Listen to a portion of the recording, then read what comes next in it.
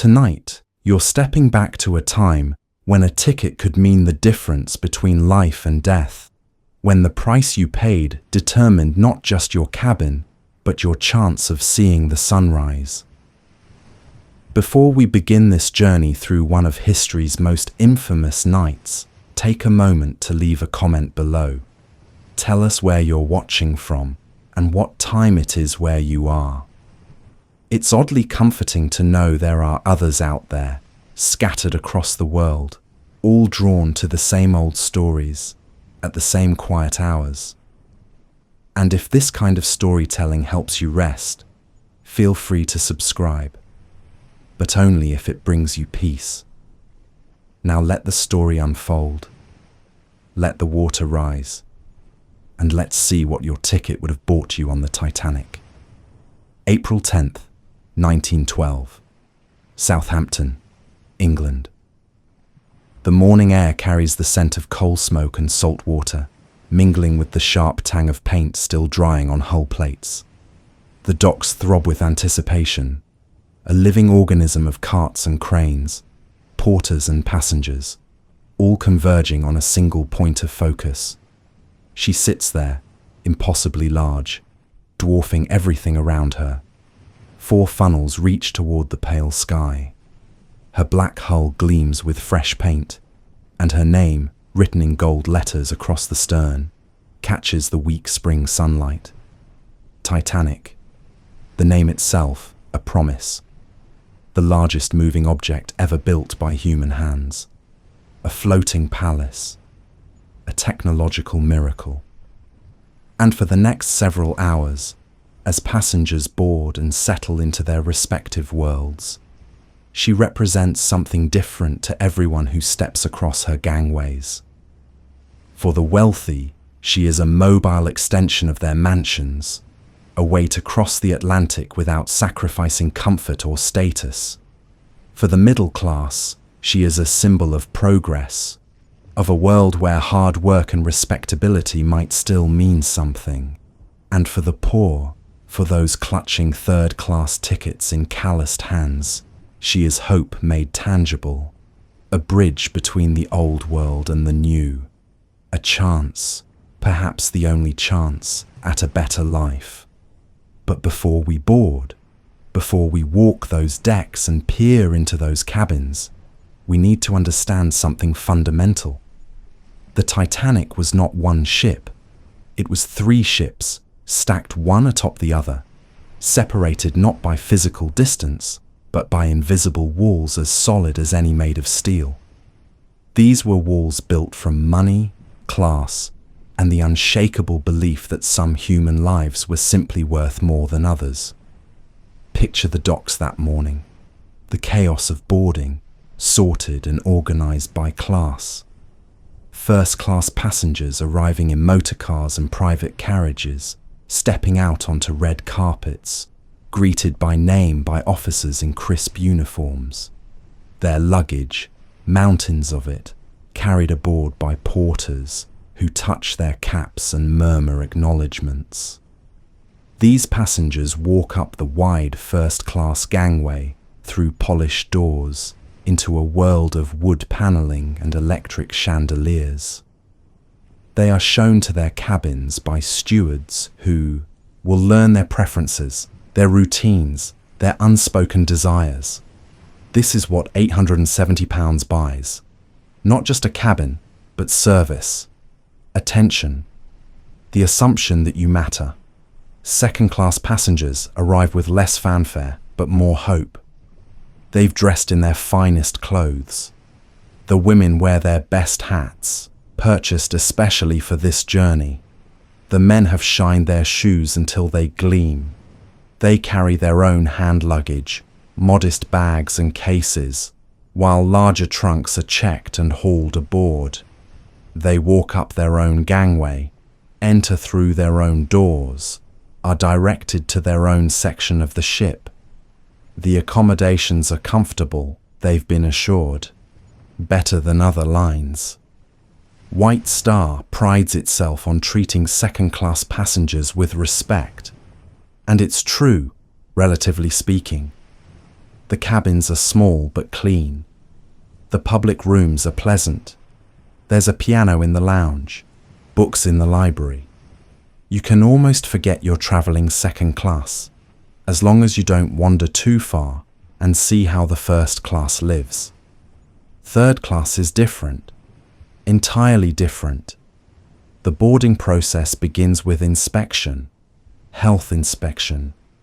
Immigration officials want to ensure that no one's sick, no one contagious, no one potentially inadmissible to the United States boards the ship.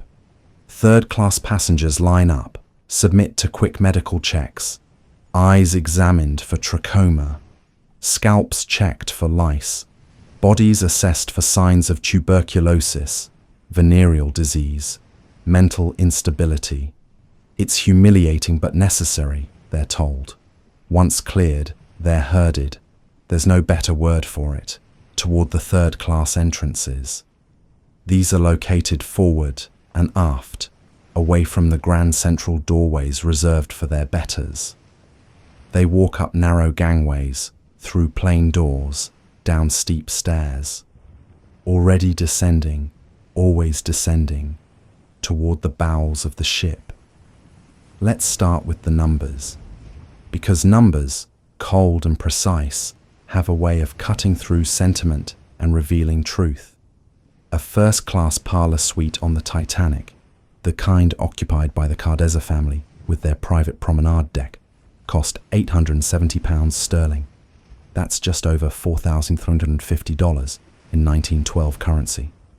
Today, adjusted for inflation, that single ticket would cost you approximately $133,000.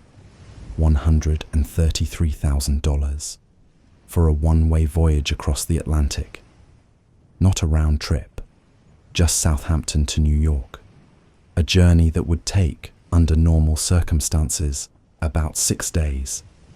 Think about that for a moment. What could you buy with $133,000 today?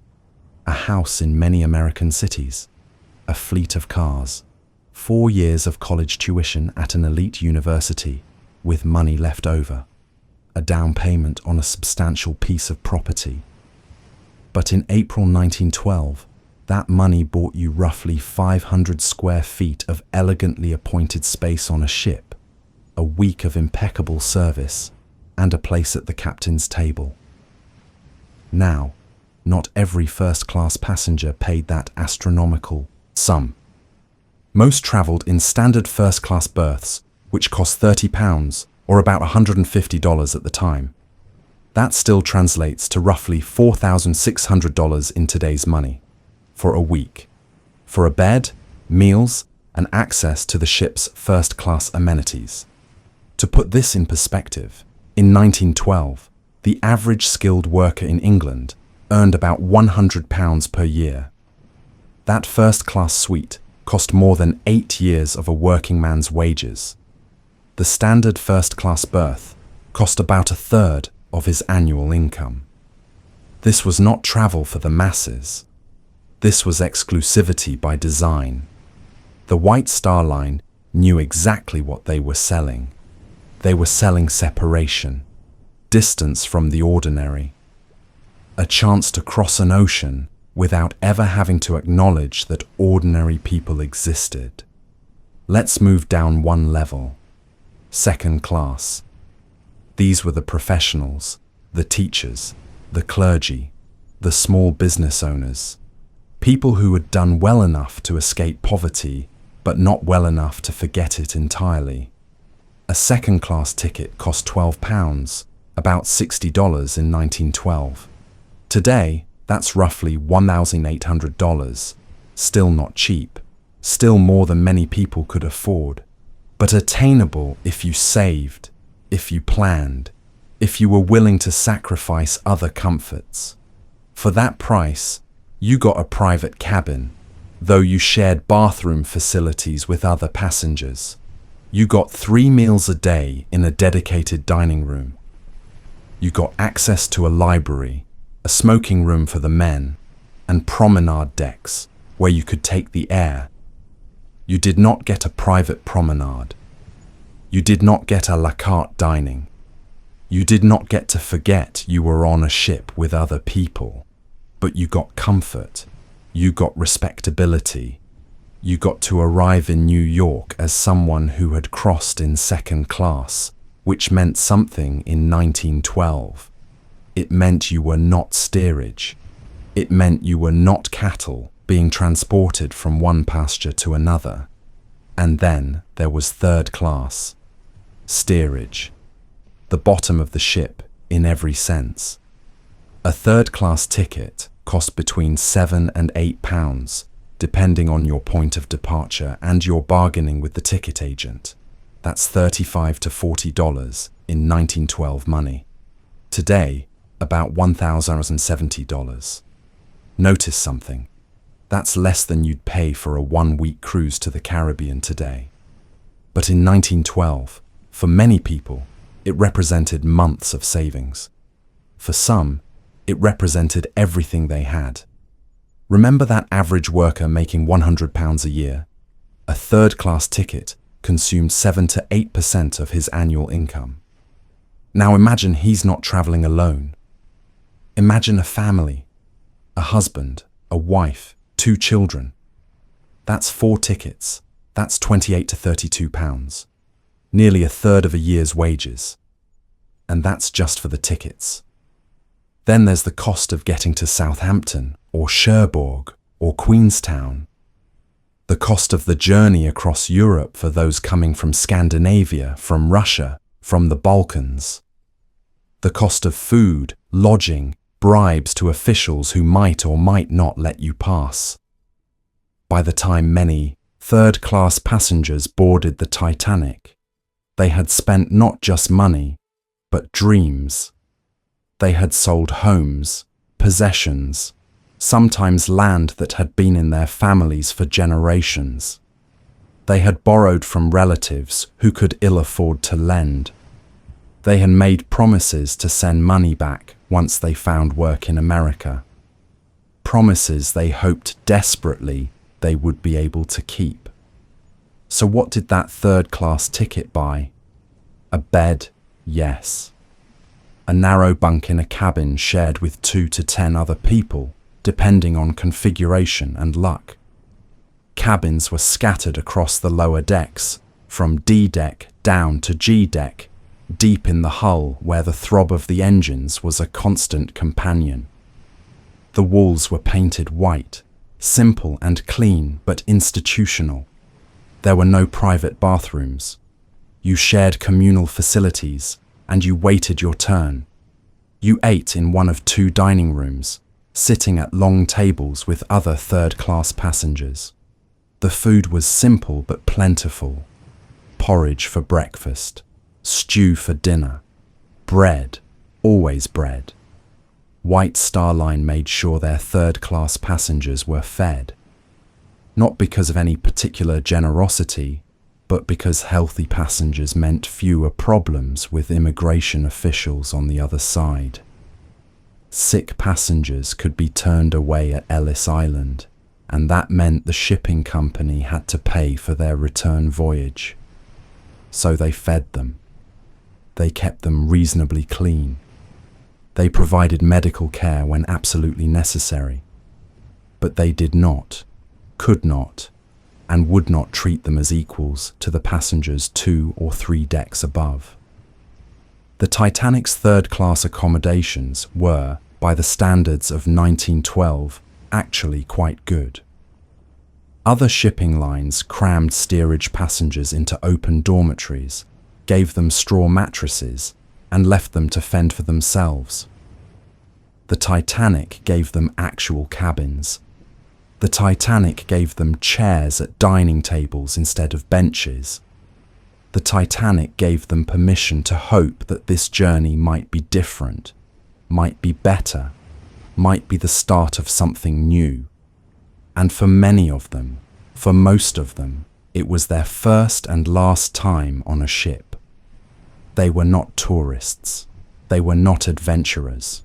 They were refugees from poverty, from oppression, from futures that held no promise in the countries of their birth. They were Irish fleeing famine's long shadow.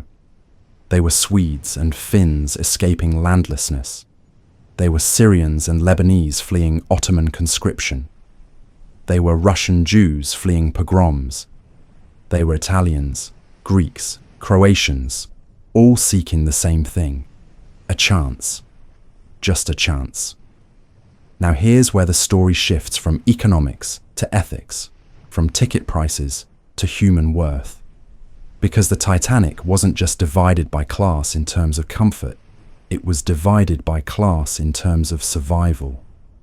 When that ship struck the iceberg at 11:40 on the night of April 14th, when the hull plates buckled and the freezing Atlantic began pouring into the lower compartments, your ticket price suddenly meant something very different. It meant life or death. Let's look at the numbers again. Cold numbers, merciless numbers. Of the 324 first-class passengers aboard, 202 survived. That's a survival rate of 62%. Not great, but better than even odds. If you were first class, you had a better than even chance of seeing the morning. Of the 284 second-class passengers, 118 survived, about 41%. Your odds were worse, but not terrible. Nearly half made it. Of the 709 third-class passengers, only 178 survived. That's 25%, 1 in 4. If you were third class, the odds were stacked against you, heavily. And if you were a third-class man, forget it. Your survival rate was around 16%. Now, let's be very clear about something. This disparity was not accidental. It was not simply bad luck or the vagaries of chaos during an evacuation. This was structural. This was baked into the design of the ship and the assumptions of the people running it. The Titanic's lifeboats were located on the boat deck, the highest deck, accessible primarily through the first-class areas. Third-class passengers were housed deep in the ship, multiple decks below, separated from the upper decks by a labyrinth of corridors, stairways, and yes, gates. Now, historians argue about those gates. Were they locked? Some were, certainly, at least initially. Were they all locked throughout the evacuation? Probably not. But here's what matters. In an emergency, in the dark, in a ship that's tilting and flooding, those gates didn't have to be locked to be barriers.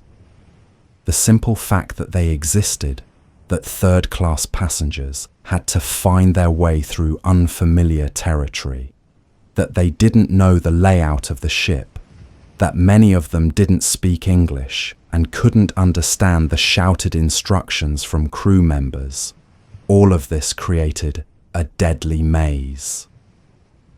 While first-class passengers strolled from their cabins to the boat deck in minutes, third-class passengers wandered lost in corridors filling with water. While first-class passengers were being ushered into lifeboats, some of which left half empty because there simply weren't enough first-class women and children immediately available, third-class passengers were still trying to find the way up. By the time many of them reached the boat deck, the lifeboats were gone. One survivor, a third-class passenger named Daniel Buckley, testified that he saw a crew member shut a gate as third-class passengers tried to ascend. The crowd broke it down. But how many gates weren't broken down? How many groups of passengers turned back, assuming the route was closed, assuming they had to find another way? How many died in that confusion, that manufactured separation? Here's another way to think about it. The Titanic had 20 lifeboats, capacity for 1,178 people. There were 2,224 people on board. Even if every lifeboat had been filled to capacity, which they weren't, not even half the people on board could have been saved. But the lifeboats weren't distributed by lottery. They weren't filled on a first-come, first-served basis. They were filled by class and gender. Women and children first, yes, but women and children from first class first, then second class, then maybe, if there was room, and if they could find their way to the boat deck, third class. This was not a secret. This was not a conspiracy theory invented by later historians. This was how things were done. This was the order of the world in 1912, and nobody, not the crew, not the passengers, not even most of the people dying in the water, questioned it. That's the part that should chill you. Not that it happened, but that it was expected to happen. That a first-class life was worth more than a third-class life was simply understood, accepted, woven into the fabric of society so deeply that even in the face of death, even as the ship groaned and tilted and prepared to slide beneath the waves, that hierarchy held. Let's put faces to these numbers. Let's talk about specific people, because statistics, as horrifying as they are, can still feel abstract. John Jacob Astor IV, first-class passenger, one of the richest men in the world. His net worth at the time was estimated at $87 million, roughly $2.5 billion in today's money.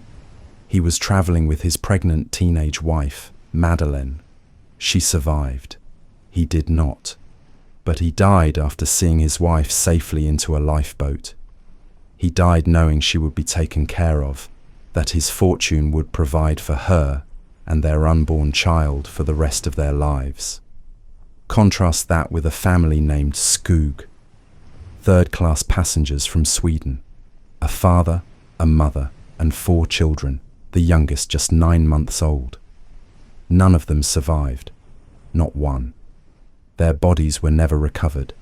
There is no grave to visit, no marker to remember them by, just names on a list.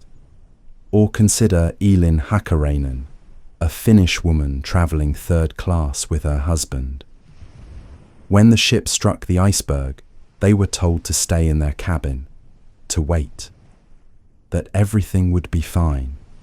By the time they realized the danger, by the time they found their way through the maze of corridors, most of the lifeboats were gone. Her husband told her to get into one of the last boats. She hesitated. He pushed her. She survived. He did not.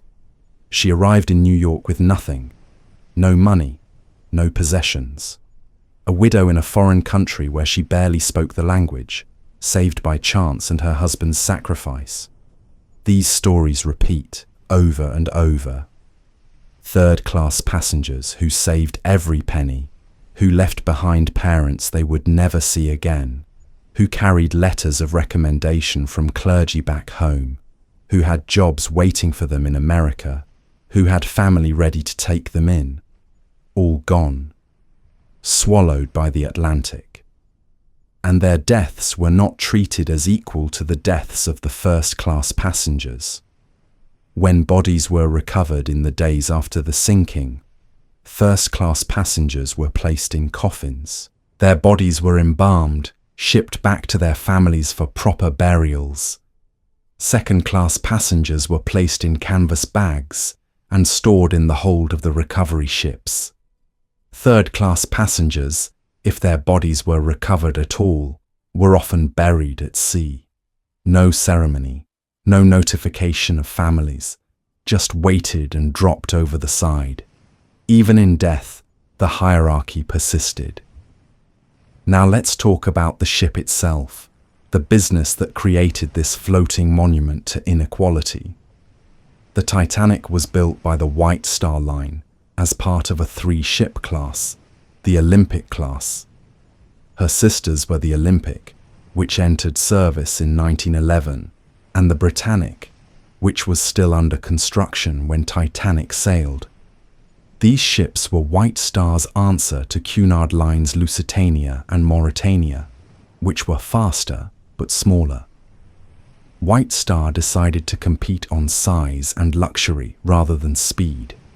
Build ships so large, so opulent, that passengers would choose them even if the crossing took a day longer. It was a brilliant marketing strategy. It was also incredibly expensive.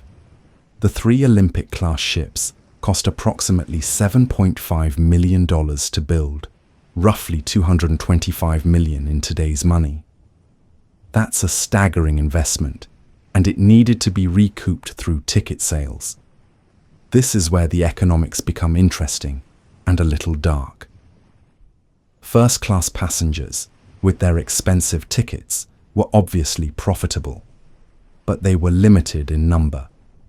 The Titanic could only accommodate about 700 first-class passengers, and she rarely sailed full.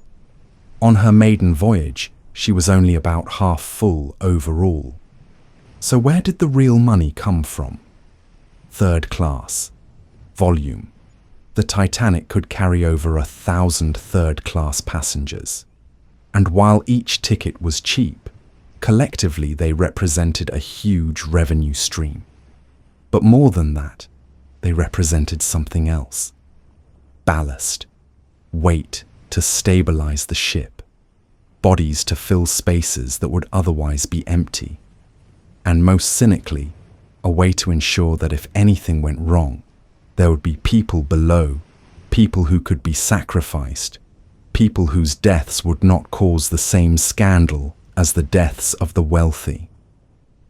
This wasn't unique to White Star Line. This was the business model of transatlantic shipping in the early 20th century. The immigrant trade, as it was called, was enormous.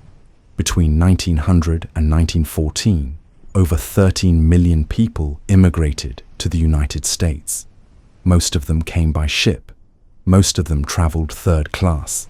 Shipping lines competed viciously for this traffic because even at low ticket prices, the profit margins were good.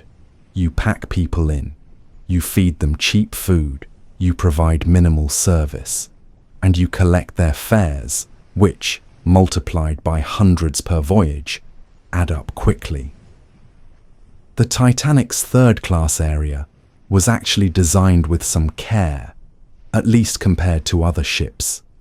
White Star understood that word of mouth mattered. If immigrants arrived in America and wrote home saying that the White Star ships were comfortable, that the food was good, that they were treated decently, their relatives and friends would choose White Star for their own crossings. It was a long-term investment in reputation, but let's not mistake business savvy for compassion. The Titanic's third class was comfortable because it was profitable to make it comfortable, not because anyone particularly cared about the comfort of poor immigrants. And the profit motive created perverse incentives. Take lifeboats. British Board of Trade regulations in 1912 required ships to carry lifeboats based on tonnage, not passenger capacity. The Titanic, at 46,000 tons, was required to carry 16 lifeboats with a total capacity of 5,500 cubic feet, plus rafts and floats, sufficient for 75% of the lifeboat capacity. White Star actually exceeded this requirement. They provided 20 lifeboats. But here's the thing.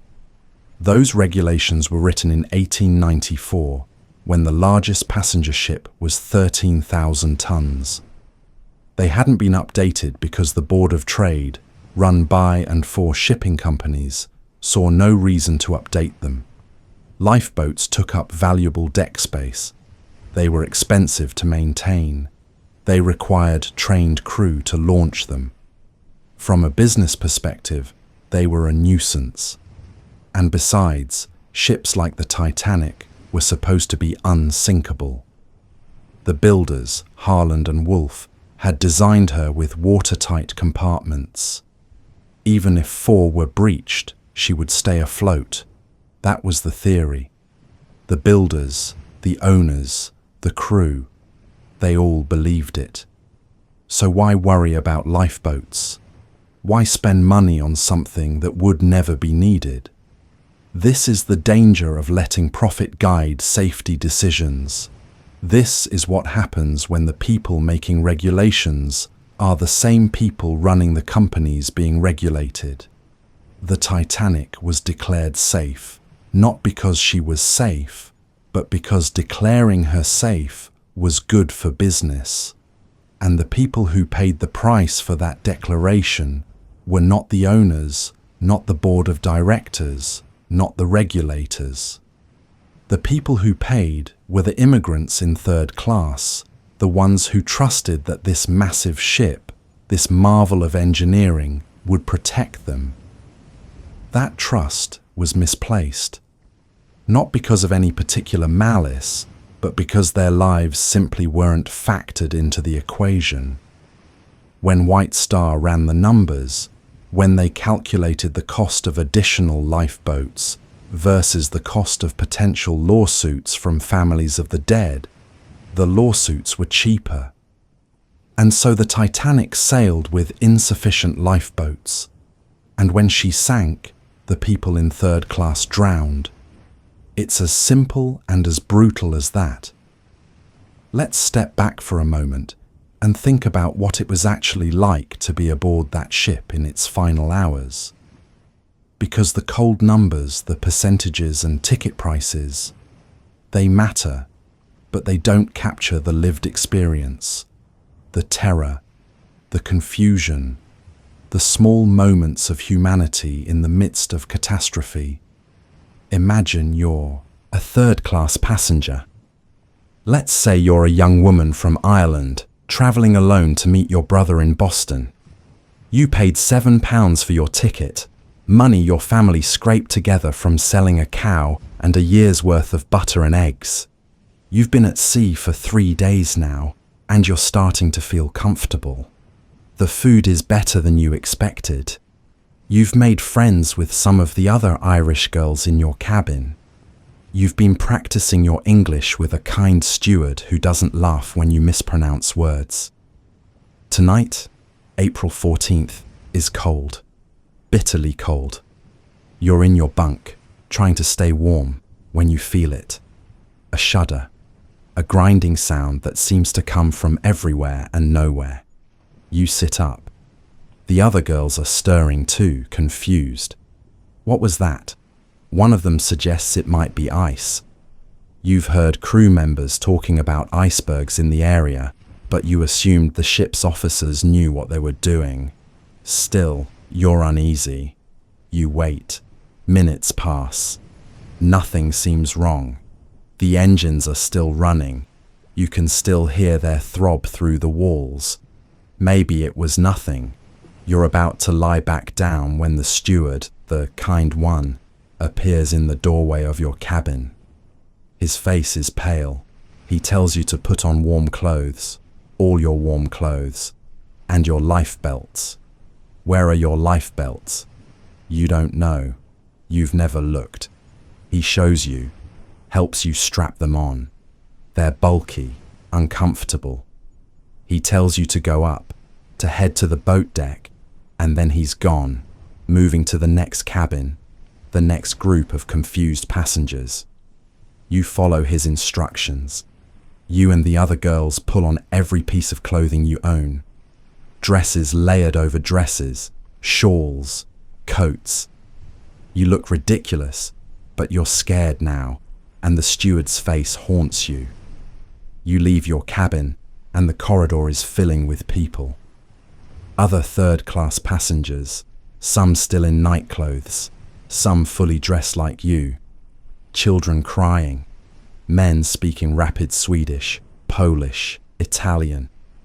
Everyone asking the same question in different languages. What's happening? You try to go up. The stairway is crowded. You have to wait, push, squeeze through. You reach a gate. It's closed. Not locked, you're fairly sure, but there's no one to open it, and the crowd behind you is pressing forward. Someone shouts. Someone pushes. The gate swings open, and you spill through, climbing now, always climbing. But you're lost. These corridors don't look familiar. You've only been on the ship 3 days, and you haven't explored. Why would you? Third-class passengers weren't welcome in other areas. You've stayed in your section, your dining room, your small patch of deck. Now you're in a place that looks grander. Polished wood, electric lights, carpeted floors. This must be first or second class. But which way is up?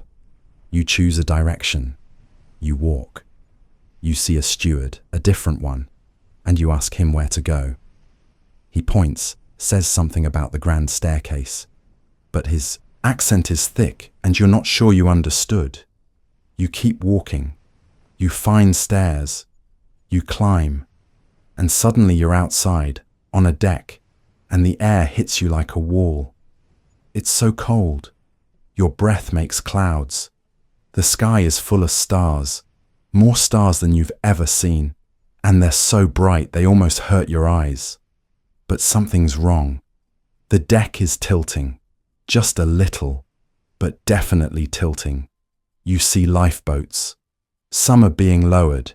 You can hear shouting, officers yelling orders. You move toward them, but a crew member stops you. Women and children only, he says. But you are a woman, you tell him. He looks at you, sees your simple coat, your worn shoes, and he tells you to wait. Just wait. Your turn will come. You wait. You watch as lifeboats go down, and they're not even full. You can see empty seats. You watch as first-class women, wrapped in furs, are helped into boats by their husbands. You watch as they row away into the darkness. And you wait. Because you were told to wait.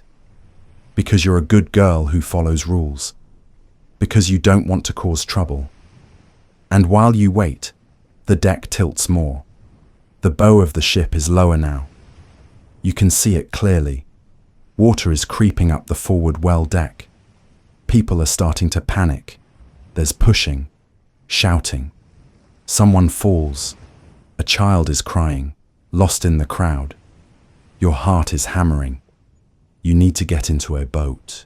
You need to get off this ship. But more crew members are arriving now, and they're not friendly anymore. They're scared too, and scared men are dangerous. They're blocking access to the lifeboats, keeping third-class passengers back, making room for first and second class, making room for people who matter more than you. This is what it was like. This confusion, this terror, this dawning realization that you might die. Not because you did anything wrong, but because you were poor. Because your ticket cost £7 instead of 30 or 8.70. Because in the calculus of survival, you were expendable. Now, not every third-class passenger experienced this exact scenario. Some got into lifeboats early. Some were helped by crew members who didn't care about class. Some found their way to the boat deck and were simply unlucky, arriving after the last boat had gone. But many, too many, experienced exactly this. The waiting, the confusion, the invisible walls that kept them trapped below while the wealthy escaped above. And when the ship finally went down, when her bow plunged and her stern rose toward the sky, when the lights went out and the screaming began, those who were left were predominantly third class. They were the ones who climbed onto the railings, clinging to any handhold. They were the ones who jumped into the freezing water and lasted maybe 15 minutes before hypothermia took them. They were the ones whose stories end with simply, body not recovered. But let's talk about the ones who did survive. Because survival, for third-class passengers, often came with its own particular cruelty. They arrived in New York with nothing. Their luggage went down with the ship. Their money, what little they had, was in trunks at the bottom of the ocean. They had no identification, no proof of who they were. Many couldn't speak English. They were taken to hospitals, to shelters, to processing centers where immigration officials tried to figure out what to do with them. Some had relatives who came to claim them. Some had addresses of family or friends scribbled on scraps of paper that survived the water. Some had nothing. They were photographed, catalogued, given donated clothing that didn't fit. They were asked questions they couldn't understand. They were traumatized, grieving, lost. And they were expected to be grateful. Grateful to be alive. Grateful to be in America, even under these circumstances. Grateful that they'd been saved, even though the ship they'd trusted to carry them safely had failed in the most spectacular and deadly way possible. The survivors faced another problem: publicity. The Titanic sinking was the biggest news story in the world. Newspapers couldn't get enough, but the stories they wanted were first-class stories. They wanted interviews with Molly Brown, who'd helped row a lifeboat and became known as the unsinkable Molly Brown.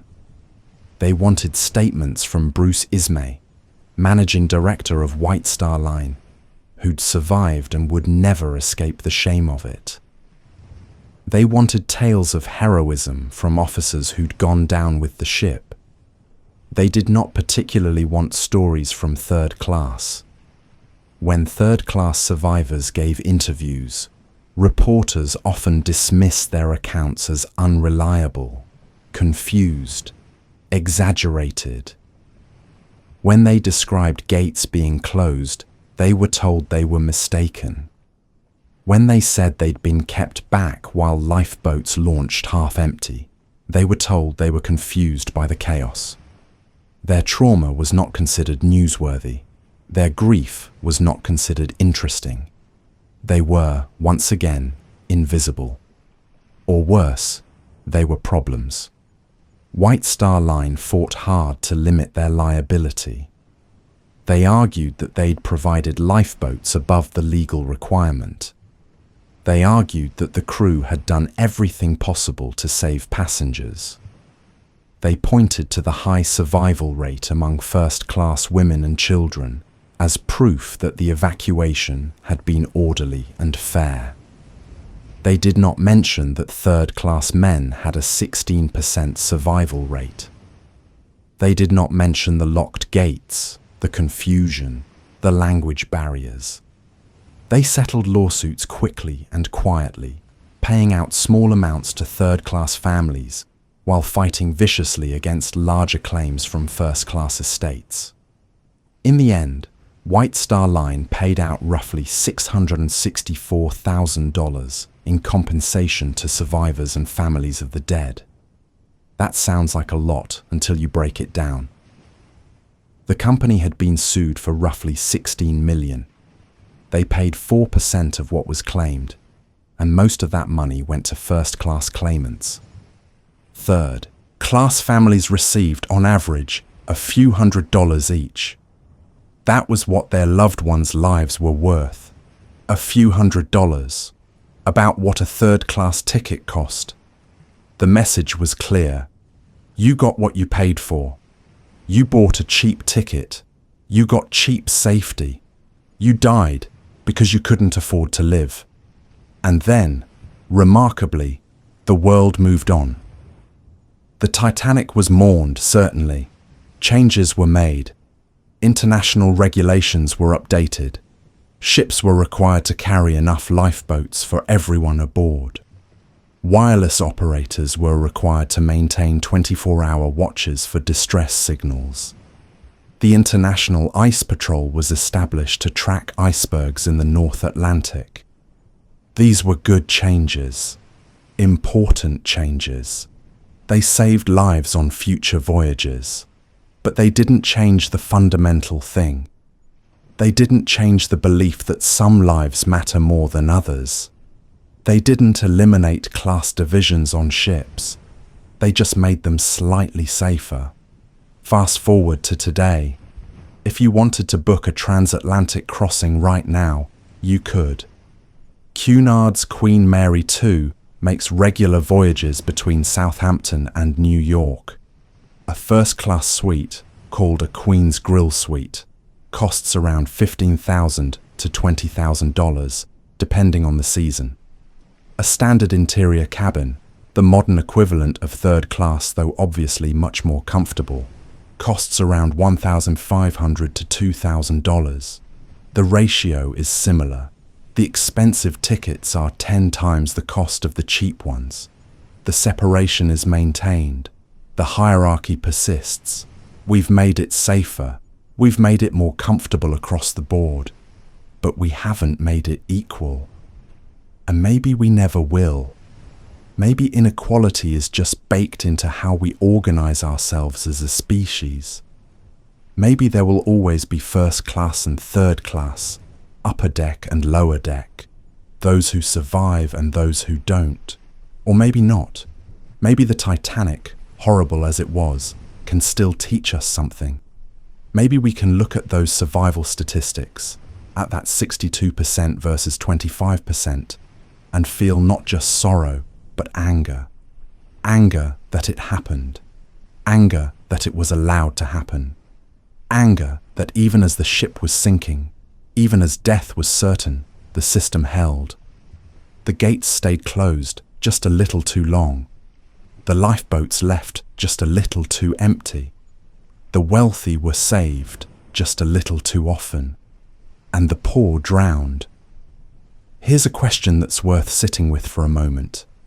If you had been alive in 1912, if you had been on that ship, which class would you have been in? It's tempting to imagine ourselves in first class, isn't it? Strolling the promenade deck in fine clothes, dining on oysters and champagne, chatting with millionaires. But statistically, most of us would have been in third class. Most of us would have been the ones scraping together money for a ticket. The ones hoping for a better life in America. The ones learning that hope has a price, and that price is sometimes paid in full. When we remember the Titanic, we tend to focus on certain images. The ship's bow rising out of the water as the stern sinks. The band playing as the decks tilt beneath their feet. The stoic crew, the brave passengers, the tragic romance. And those images are powerful. They should be remembered. But we should also remember the less cinematic moments. The family in third class, huddled in their cabin, waiting for instructions that never came. The woman at the locked gate, watching lifeboats row away into the darkness. The man in the water, dying not from drowning but from cold, his last thoughts of the wife and children he left behind in Europe, the new life he'll never reach. These are the Titanic's ghosts. These are the ones who haunt us, or should. Because here's the uncomfortable truth. We like to think that if we were on that ship, we would have acted differently. We would have opened the gates. We would have filled the lifeboats. We would have treated every life as equally valuable. But would we? Really? Or would we have done what the crew did, what the passengers did, what the system demanded? Would we have followed orders, maintained hierarchy, saved the wealthy first, because that's just how things are done? It's easy to judge from a century's distance. It's harder to admit that we live in a world that still operates on many of the same principles. We still have first class and economy. We still have gated communities and slums.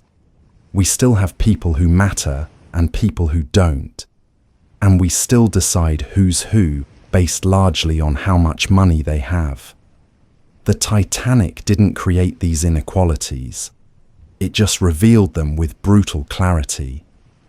It took the class system, that invisible structure that governed every aspect of life in 1912, and turned it into a matter of life and death. And in doing so, it forced people to confront what they'd been content to ignore. That the price of your ticket determines more than your comfort. It determines your worth, your dignity. your chance at survival. Let's return to April 14th, 1912, but look at it from a different angle. Let's talk about the crew, because they're often forgotten in these conversations about class, but they occupied their own particular hell on that ship.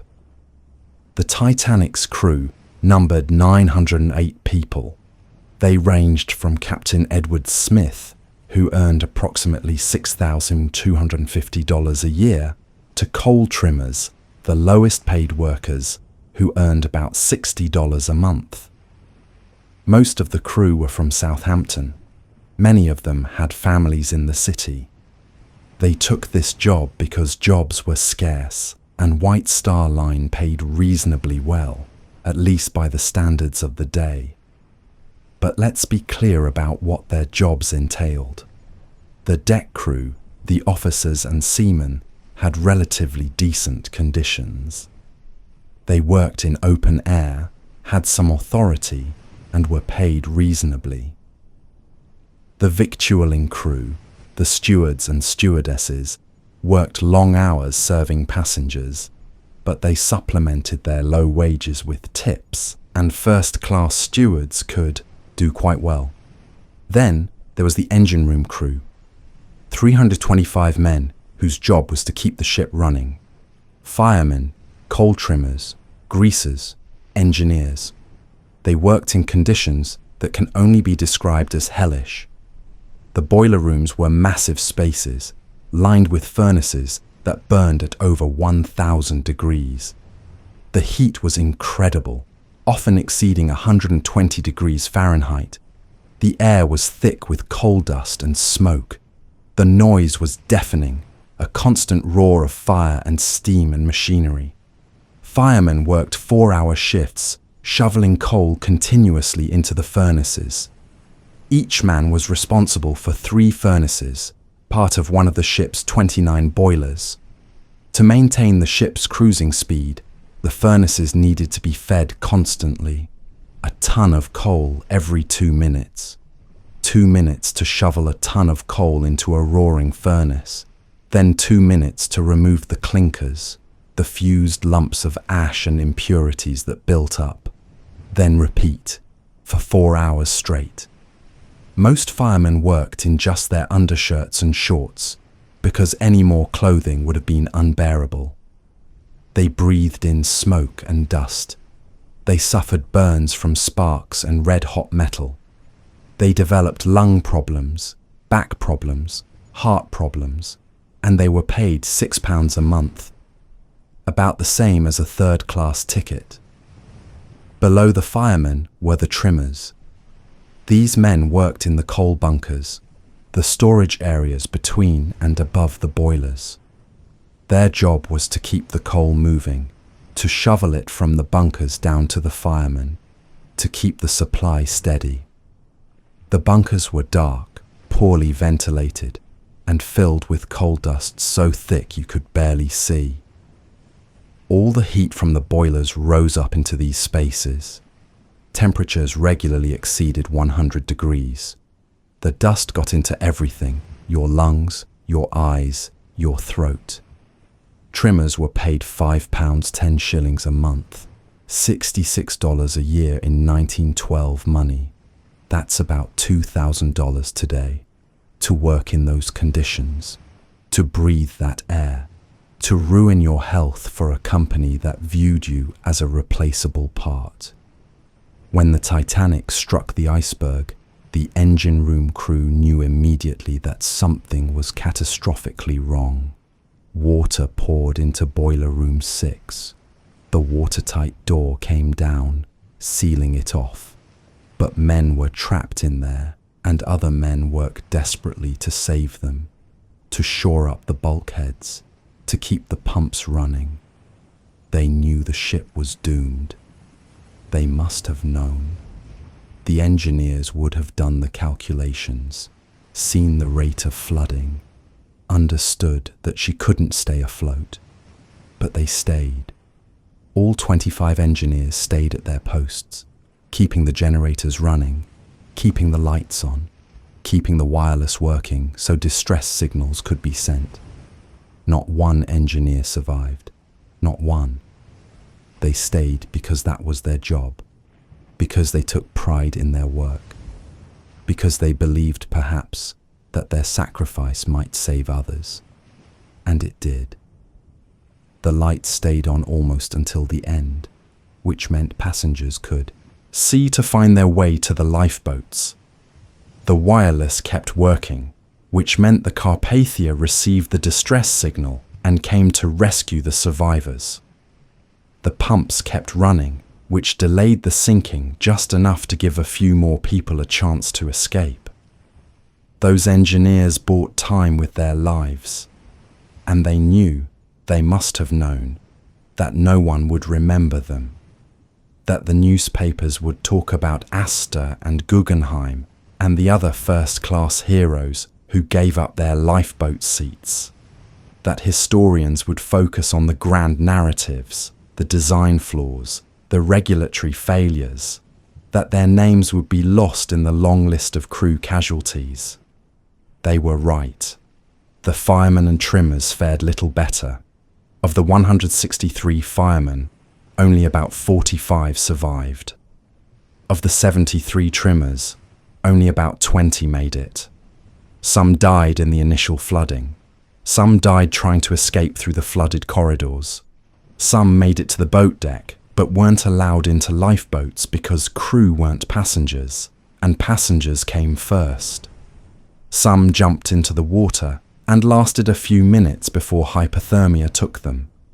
Their bodies, if recovered, were rarely identified. They were buried at sea or in unmarked graves. Their families received no compensation, or if they did, it was minimal. A few pounds to help with funeral costs, nothing more, because they were crew.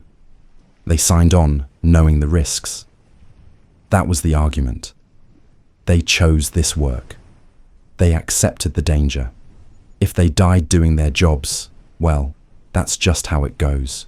No one forced them to be there. Except, of course, that poverty is a kind of force. That needing to feed your family is a kind of compulsion. That taking a dangerous job because it's the only job available isn't really a choice at all. So when we talk about the Titanic, when we talk about ticket prices and survival rates, we should also talk about the crew, about the men who shoveled coal in 120-degree heat for £6 a month, about the stewards who served millionaires while earning less than the cost of a first-class dinner, about the engineers who stayed at their posts as the water rose around them, not because they were ordered to, but because it was the right thing to do, because their sacrifice might matter, because someone had to keep the lights on. They were not first class.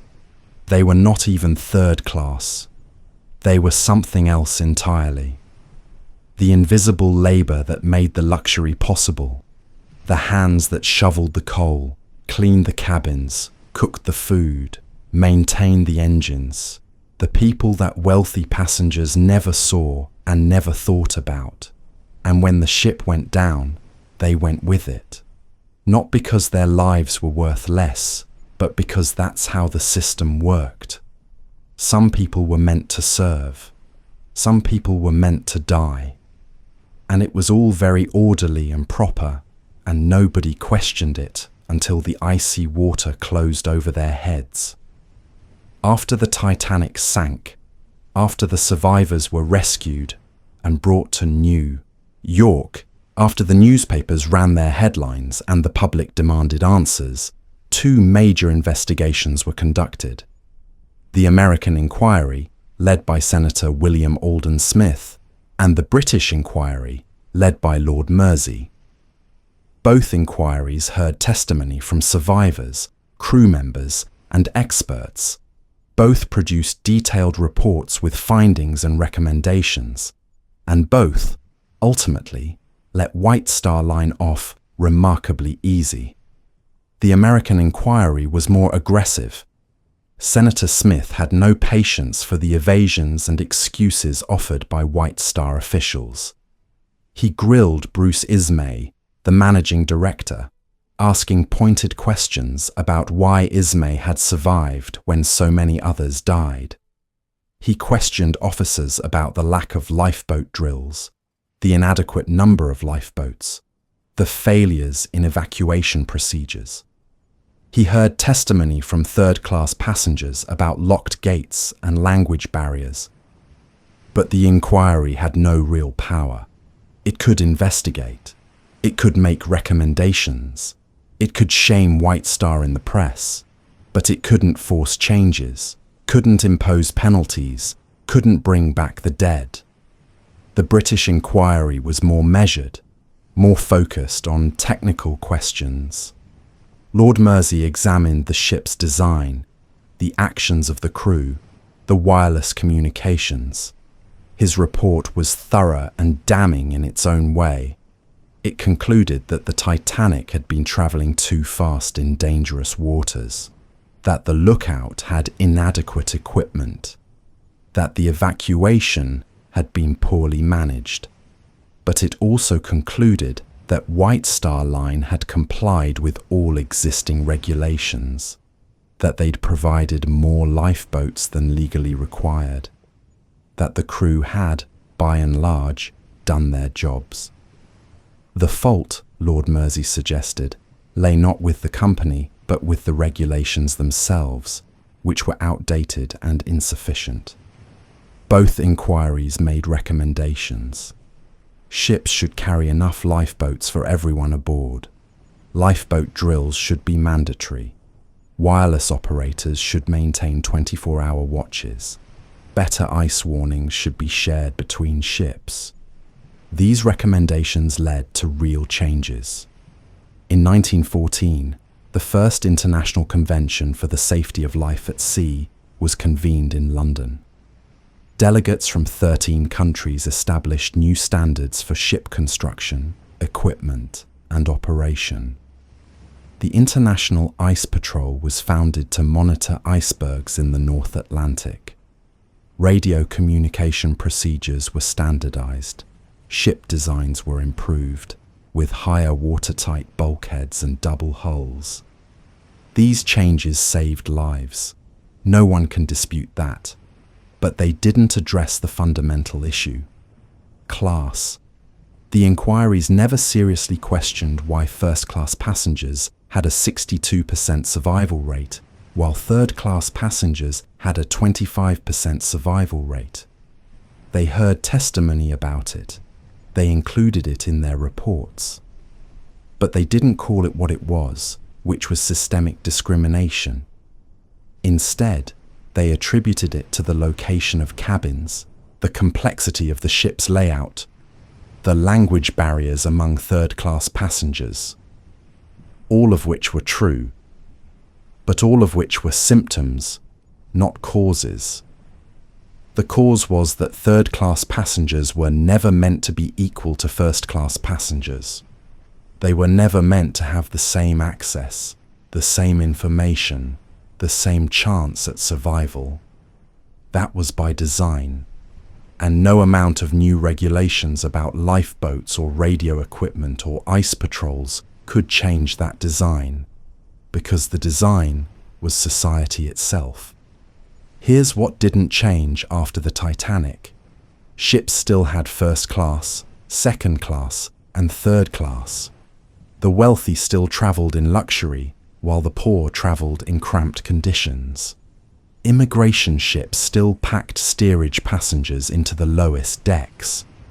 Labour conditions in engine rooms remained brutal.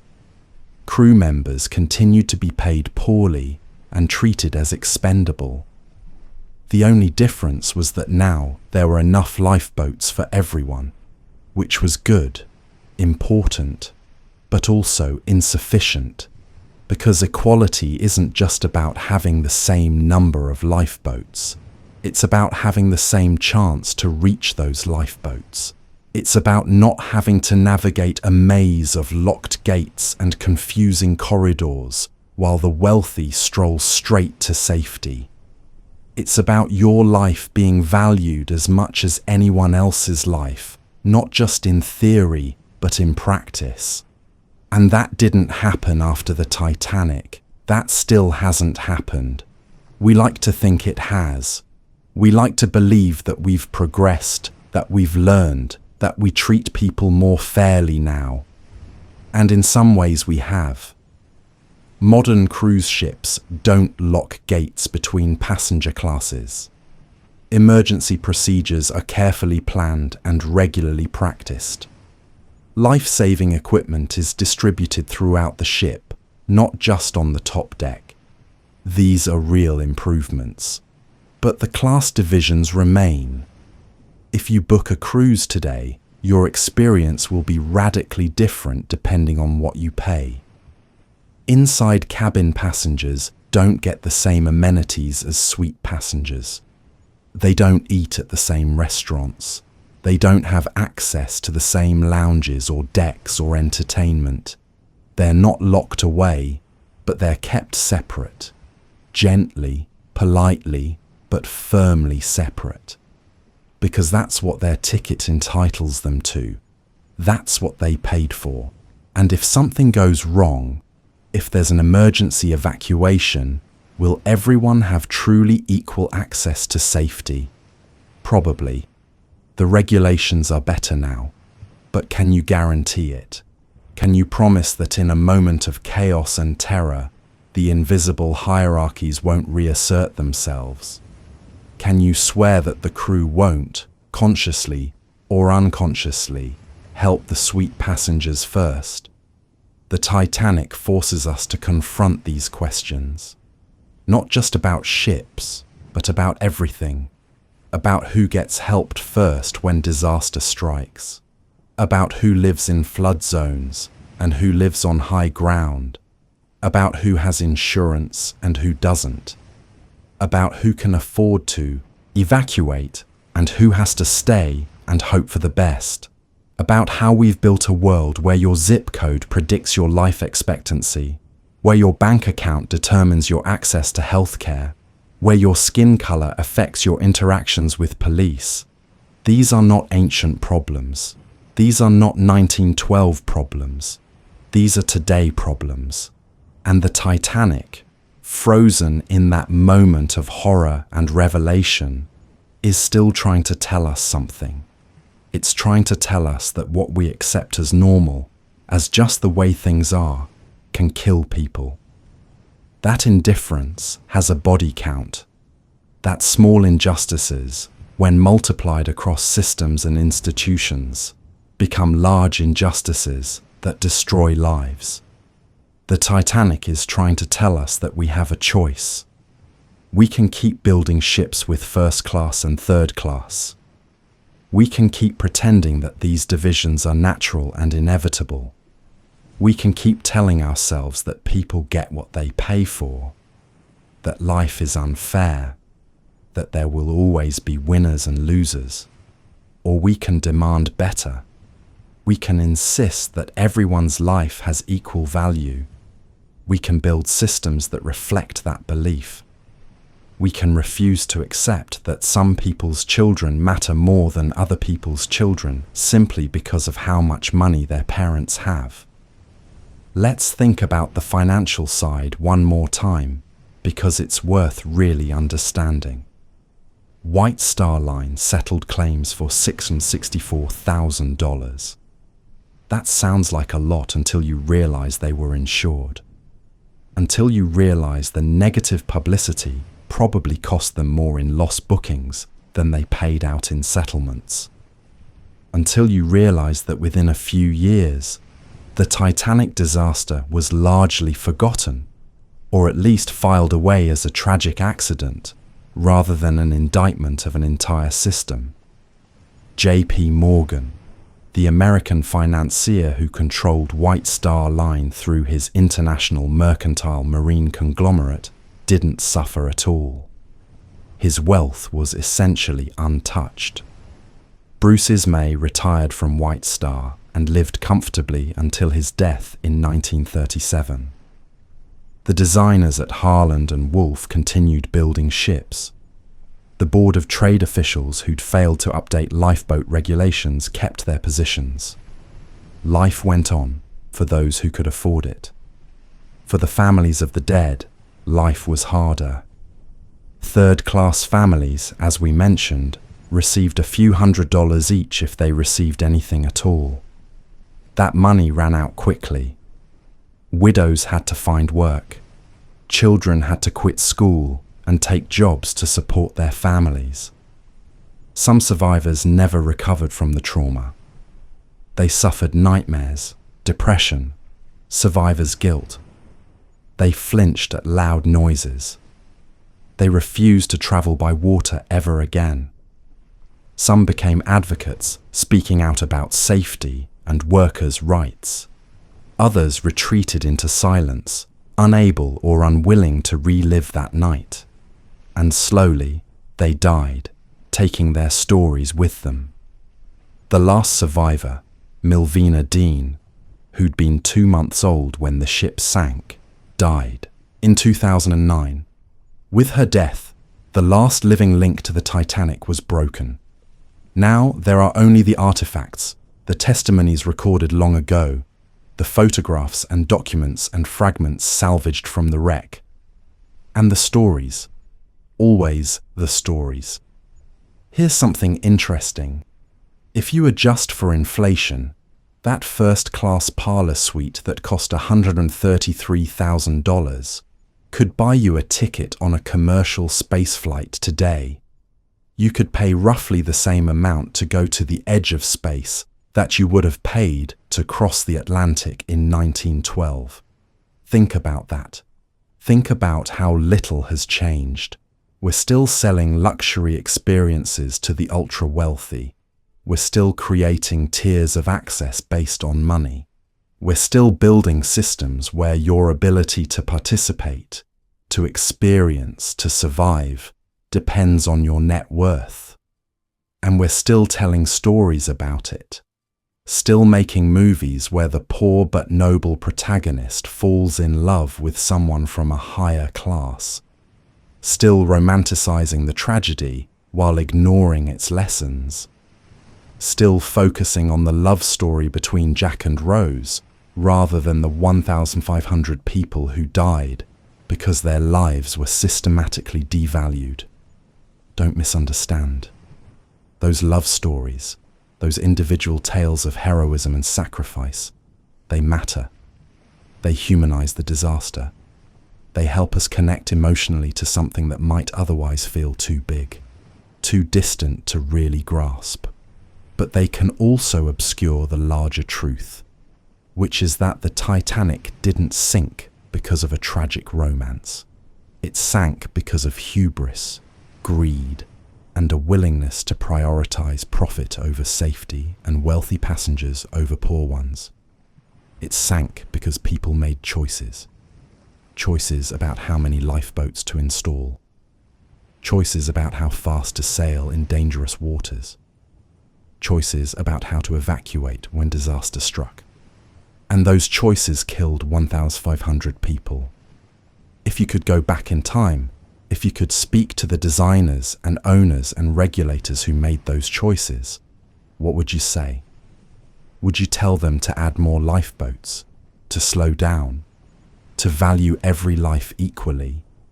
Would they listen? Or would they dismiss you the way they dismissed safety concerns at the time? Would they explain patiently that you don't understand business, that you're being naive, that the world doesn't work the way you think it should? Maybe they'd be right. Maybe the world doesn't work that way. Maybe it never has. Maybe we're always going to live in a society where some people travel first class and others travel third class, where some people have private promenades and others share cabins with 10 strangers, where some people's lives are valued more than others. But maybe not. Maybe we can look at the Titanic, at those cold survival statistics, and decide that's not acceptable, that we want to build a world that works differently, a world where your ticket price doesn't determine your dignity, where your wealth doesn't determine your worth, where everyone, regardless of who they are or where they come from, gets a fair chance. Not just at survival, but at life, at opportunity, at being treated as a full human being rather than a problem to be managed or a resource to be exploited. The Titanic can't teach us that lesson by itself. It's just a ship, just a tragedy, just a story we tell ourselves on quiet nights when we can't sleep. But it can be a starting point. It can be the moment we stop and think, really think, about what we value and what we're willing to accept, about the invisible walls we build and maintain every day, about the hierarchies we participate in, sometimes without even realizing it, about the ways we divide people into first class and third class, upper deck and lower deck, those who matter and those who don't. And maybe, if we think hard enough, if we're honest enough with ourselves, we'll realize that those divisions aren't natural. They're not inevitable. They're choices.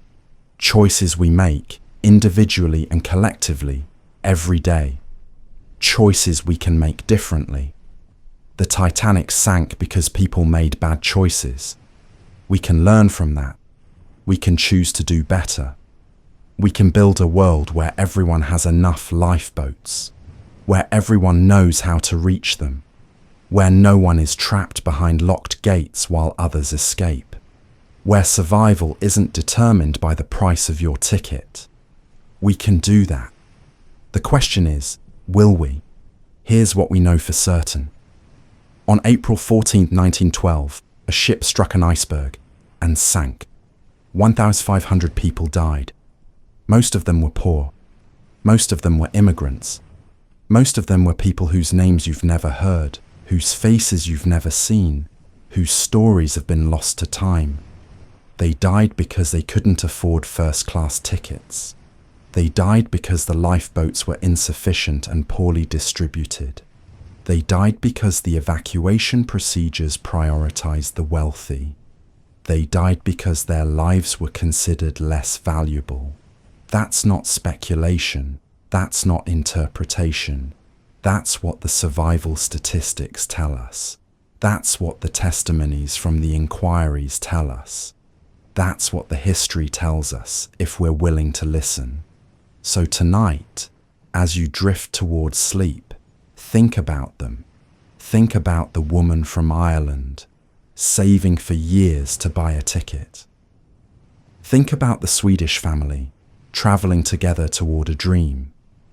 Think about the Syrian boy, designated a scholar on his passenger record, planning to attend Ohio State University. Think about the Finnish man who pushed his wife into a lifeboat and stayed behind. Think about the coal trimmer, earning £5 a month, keeping the ship running until the water rose too high. Think about all of them, the invisible ones, the forgotten ones, the ones who paid for their tickets with everything they had and still didn't get to live. Remember them not as statistics, not as tragedy, but as people, as human beings who deserved better, who deserved a ship with enough lifeboats, who deserved an evacuation that treated everyone fairly, who deserved to live. Because remembering them, really remembering them, is how we honor them. And honoring them means refusing to accept a world that would let the same thing happen today. It means looking at our own hierarchies, our own divisions, our own accepted injustices, and asking, is this acceptable? Are we okay with this? Can we do better? The answer should be yes, we can do better. We must do better. Because the Titanic isn't just history. It's a lesson we keep failing to learn. Now the story winds down, the way these stories always do. The ship has long since settled on the ocean floor, broken in two, slowly being consumed by rust and bacteria and time. The survivors are all dead now. Their children and grandchildren carry the stories, faded and worn but still present. The wreck is a grave, protected by law, visited occasionally by submersibles that bring back images of champagne bottles and leather shoes, of the grand staircase collapsed and the beautiful fixtures corroded. The Titanic is memory now, collective memory, cultural memory, a touchstone we return to when we want to think about hubris and tragedy and the ways humans fail each other. And that's fine, that's appropriate, but it shouldn't be just that. It should also be a mirror. When we look at the Titanic, we should see ourselves, our own society, our own class divisions, our own willingness to accept that some people matter more than others. Because if we only see the Titanic as something that happened in the past, as a tragedy we've learned from and moved beyond, then we haven't really learned anything at all. The lessons of the Titanic aren't about lifeboats and ice patrols. Those are symptoms. The lesson is about how we treat each other, how we value each other, how we decide who deserves to be saved and who doesn't. And that lesson is just as relevant today as it was in 1912. Maybe more relevant, because we have more tools now, more knowledge, more resources. We have no excuse. We know better. We can do better. The question is whether we will. So as the night deepens and your eyes grow heavy, take that question with you. Think about what your ticket would have cost on the Titanic. Think about where you would have been, whether you'd have been in first class with the private promenades, or second class with the respectability, or third class with the hope and the locked gates. Think about whether you would have survived, and then think about the world you're living in now. Think about the tickets we sell today, the hierarchies we maintain, the people we leave behind. Think about what you can do in your own small way to make things more fair, more just, more humane. It doesn't have to be grand. You don't have to change the whole world, but maybe you can change your corner of it. Maybe you can refuse to accept injustice when you see it. Maybe you can speak up for people who aren't being heard. Maybe you can share resources with those who have less. Maybe you can simply remember that every life has equal value, that everyone deserves dignity and respect and a fair chance, regardless of the price of their ticket. That's how we honor the dead of the Titanic. Not with memorials and movies, though those have their place, but with our actions, with our choices, with our refusal to let the same systems that killed them continue unchallenged. That's the lesson. That's what they died trying to teach us. Let's not waste it. The water is quiet now. The screams have faded into history. The survivors have told their stories and passed on. All that remains is the wreck, deep in the dark, and the memory of a night when the unsinkable sank, and 1,500 people learned that their lives were worth less than they'd believed. Sleep now. Rest easy. And when you wake, maybe carry a little of this story with you. Maybe let it change you, just a bit. Maybe be kinder, more aware, more willing to question the systems that sort us into first class and third class, worthy and expendable. Maybe remember that we're all on the same ship, that when it starts to sink, we either save everyone or we save no one. Because the water doesn't discriminate. It takes rich and poor alike. It's only humans who decide that some lives matter more than others. And it's only humans who can decide to stop. Let's drift deeper into the ship itself, into the daily rhythms that developed during those brief days at sea, before everything changed. Because understanding what life was like aboard the Titanic what passengers experienced in the hours before disaster, helps us grasp what they lost when the ship went down. Not just their lives, but their hopes, their routines, their small moments of joy in the midst of this great adventure. For first-class passengers, the day begins late and leisurely. There's no need to rush. Breakfast is served in the dining saloon until mid-morning, and even after that, you can ring for your steward and have something brought to your cabin. Many first-class passengers never see sunrise. They sleep until 9 or 10, rise slowly, dress with the help of their personal maids or valets. The women's morning toilette alone can take 2 hours.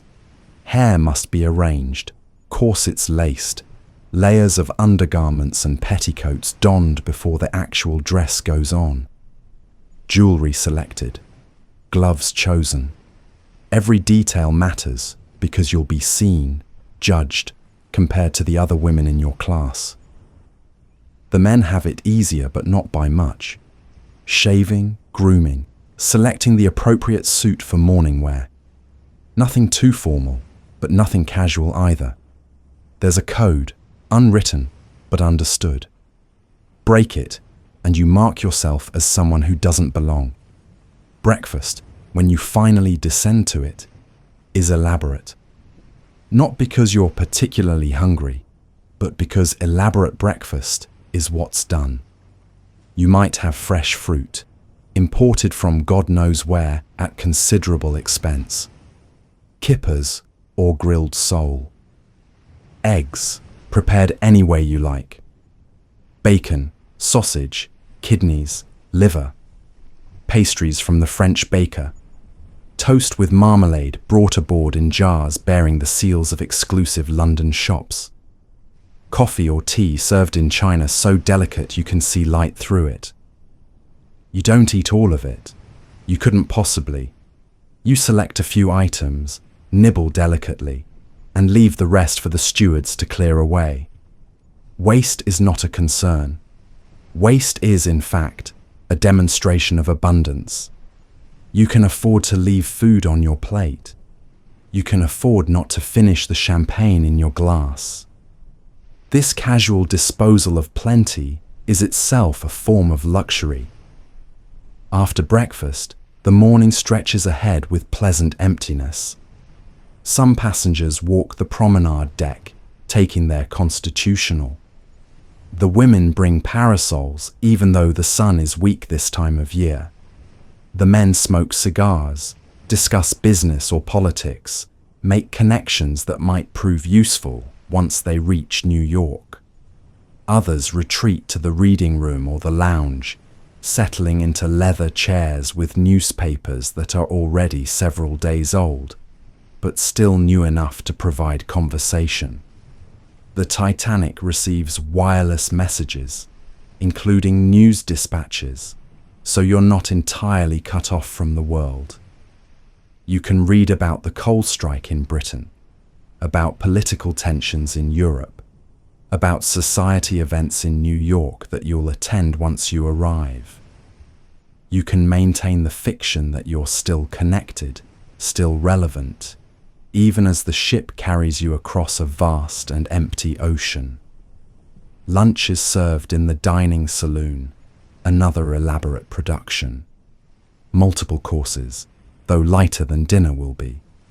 Perhaps a consommé to start, then fish, then meat, then a savoury, then dessert.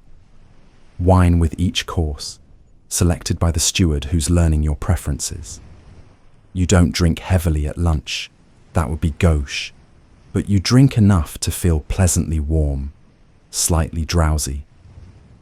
After lunch, many passengers retire to their cabins for a rest. The afternoon passes in similar fashion to the morning. More walking, more reading, more conversation. Some passengers use the gymnasium, pedaling stationary bicycles or rowing mechanical oars, engaging in the kind of exercise that requires no actual exertion. Others take advantage of the swimming pool, though it's cold, filled with seawater, and the changing facilities are limited. The Turkish baths are more popular, offering steam and massage and the illusion of exotic luxury. Tea is served at 4, another ritual, another meal.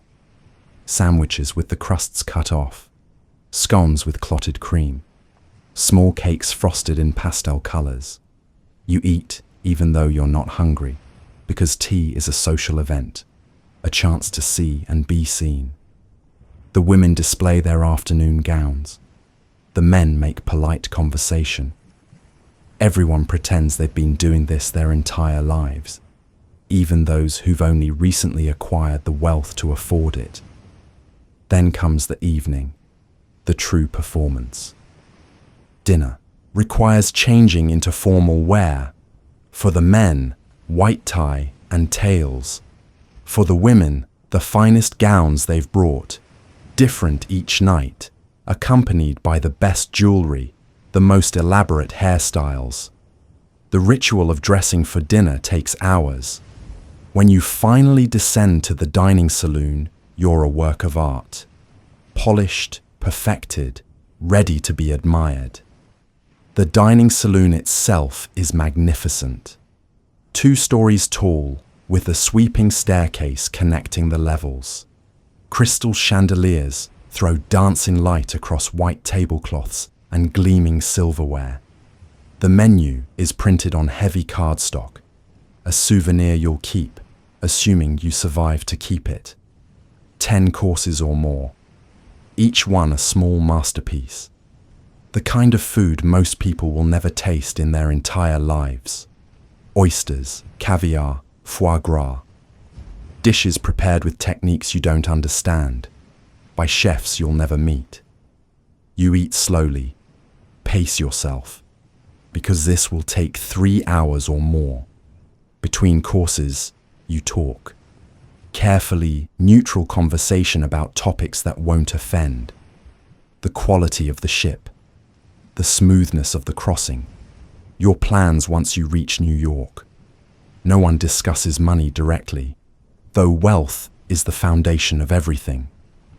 No one mentions the workers below decks or the immigrants in steerage. They exist in a different world, a world you don't think about. After dinner, there are options. The men retire to the smoking room for brandy and cigars, for real talk, for the conversation they couldn't have in front of the ladies. The women move to the lounge for coffee and gossip. Later, some might attend a concert in the reception room. Others play cards. A few might dance, though shipboard dancing is constrained by propriety and the limited space. Eventually, near midnight or later, you retire to your cabin. Your maid or valet has turned down the bed, laid out your nightclothes, ensured everything is ready for your comfort. You sleep in a bed larger and softer than many people's beds on land. You sleep under down comforters, between silk sheets, in a room kept at precisely the temperature you prefer. And when you wake the next morning, you do it all again. This is what £870 bought. This routine, this comfort, this absolute insulation from anything unpleasant or difficult. This is what you expected, what you paid for, what you deserved, or so you believed. Now shift your perspective. Descend 2 decks, move aft, cross invisible boundaries. You're in second class now, and life here is different. Not terrible, but different. The day starts earlier. There's no breakfast in bed, no leisurely morning. You wake when the steward knocks on your cabin door with hot water for washing. You dress quickly, efficiently. Your clothes are nice but not elaborate. You have 1 good traveling suit, maybe 2. You rotate them, brush them carefully, make them last. You don't have a personal maid or valet. You do your own hair, tie your own tie, button your own boots. Then you head to breakfast in the second-class dining room. It's pleasant enough. White tablecloths, though not the heavy linen of first class. China that's durable rather than delicate. The menu is more limited, but still generous. Porridge, eggs, bacon, toast, coffee. Simple food, well prepared.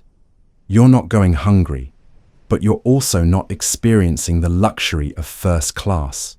You can see the difference, feel it, even if no one explicitly points it out.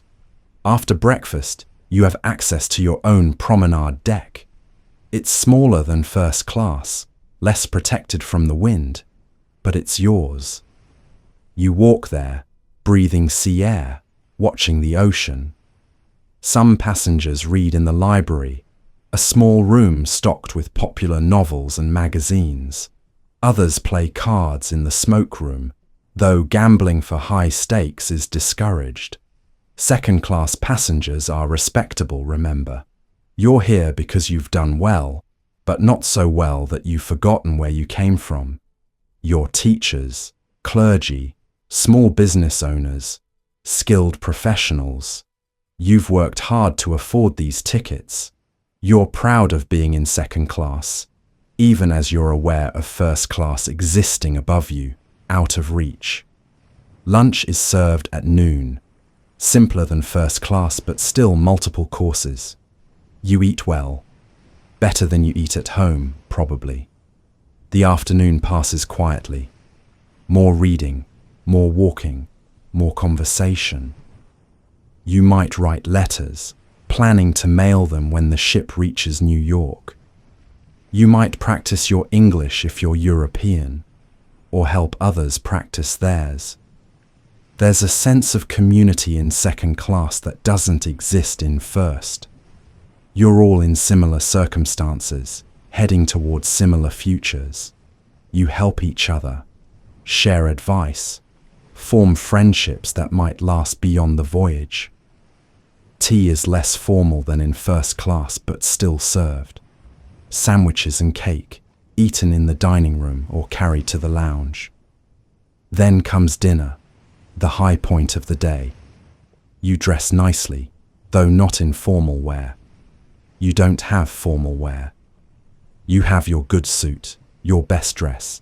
You present yourself as well as you can.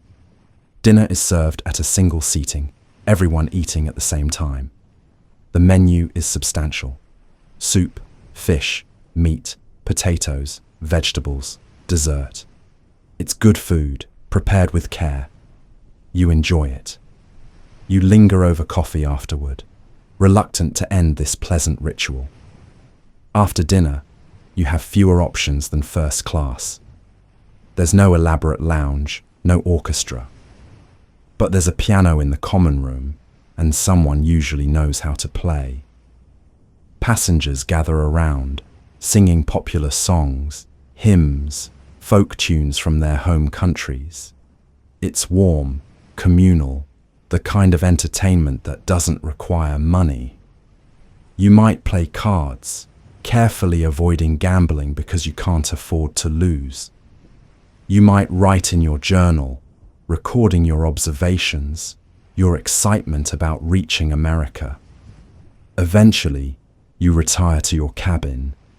Your bed is comfortable enough, not luxurious, but adequate. You sleep soundly, lulled by the ship's engines, dreaming of what awaits you in New York. This is what £12 bought: comfort without luxury, respectability without grandeur, a space between the wealthy and the poor, a space you've worked hard to occupy. You're grateful for it. You should be. You don't yet know how grateful. Now descend further. Down more stairs, through narrower corridors, past machinery and storage rooms. Down to where the ship's sounds are loudest, where you can feel the engines throb in your bones. You're in third class now, and everything changes. The day starts early here too, but for different reasons. Your cabin is crowded. You share it with family or strangers, depending on the ship's configuration. You sleep in narrow bunks, stacked high. When someone above you moves, the whole structure creaks. When someone snores, everyone hears it. There's no privacy, no personal space. You dress in layers, not for fashion, but for warmth and practicality. These are the same clothes you've been wearing for days, will wear for days more. You wash when you can, in cold water from communal sinks, using harsh soap that smells of lye. Breakfast is served in one of 2 dining rooms. You wait in line, sit at long tables with other third-class passengers. The food is plain but plentiful. Porridge, bread, margarine, coffee that's mostly grain. You eat everything on your plate. You were raised not to waste. You know what hunger feels like. This meal, however simple, is more than many people in the world will eat today. After breakfast, the day stretches ahead with less structure than in the upper classes. You're not forbidden from the third-class promenade decks, but they're small, exposed, and it's cold this time of year. Most passengers stay inside, in the general room. It's a large space, meant to serve as lounge, playroom, and social hall. The furniture is basic. Wooden benches, a few tables. No upholstery, because upholstery harbors lice. The walls are white painted steel. The floor is bare linoleum. But it's warm, and it's yours. You gather here with other passengers. Language is often a barrier. You might be Irish sitting next to a Swede sitting next to a Syrian.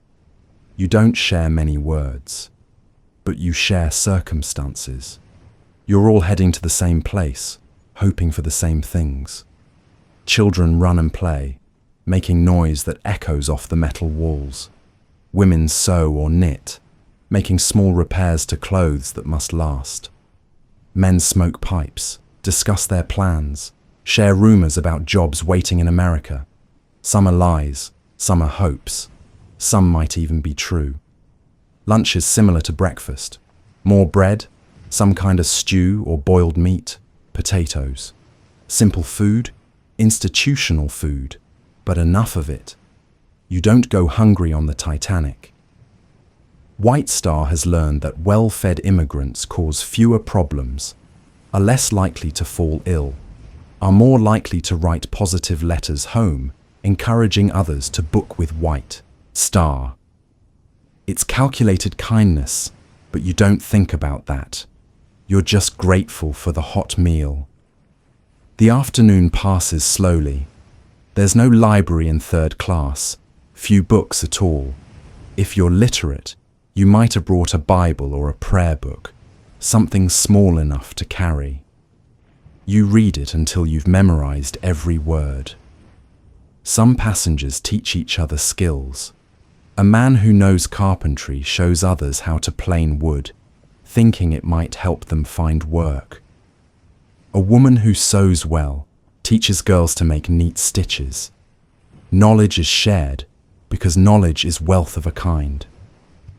In the evenings, after dinner, which is much like lunch, the general room transforms. Someone produces a fiddle or an accordion or just starts singing. Others join in. Irish reels, Swedish folk songs, Italian ballads. Music transcends language. You clap along even if you don't know the words. You dance, stepping carefully in the limited space, laughing when you bump into someone. For a few hours, the worry fades. You're not thinking about what you've left behind or what awaits you. You're just here, now, alive, moving to music in a room full of strangers who are becoming, slowly, something like friends. This is what £7 bought. Not comfort, exactly, not luxury, but passage, movement from one world toward another, a chance. And in 1912, for people with nothing, a chance was everything. You go to sleep in your narrow bunk, in your crowded cabin, listening to the breathing and snoring of your cabin mates, the endless throb of engines, the creak of metal under stress. You sleep despite the discomfort because you're exhausted, always exhausted, from the journey that brought you here and the labor that waits ahead. You dream of America, streets of gold, they say, though you know it's not literal. But maybe streets of opportunity, maybe jobs that pay real wages, maybe land you can own, maybe schools for your children, maybe a life where you're not hungry, not cold, not afraid all the time. You dream, and the ship carries you forward through the dark. And you don't know that some dreams end in ice and water and silence.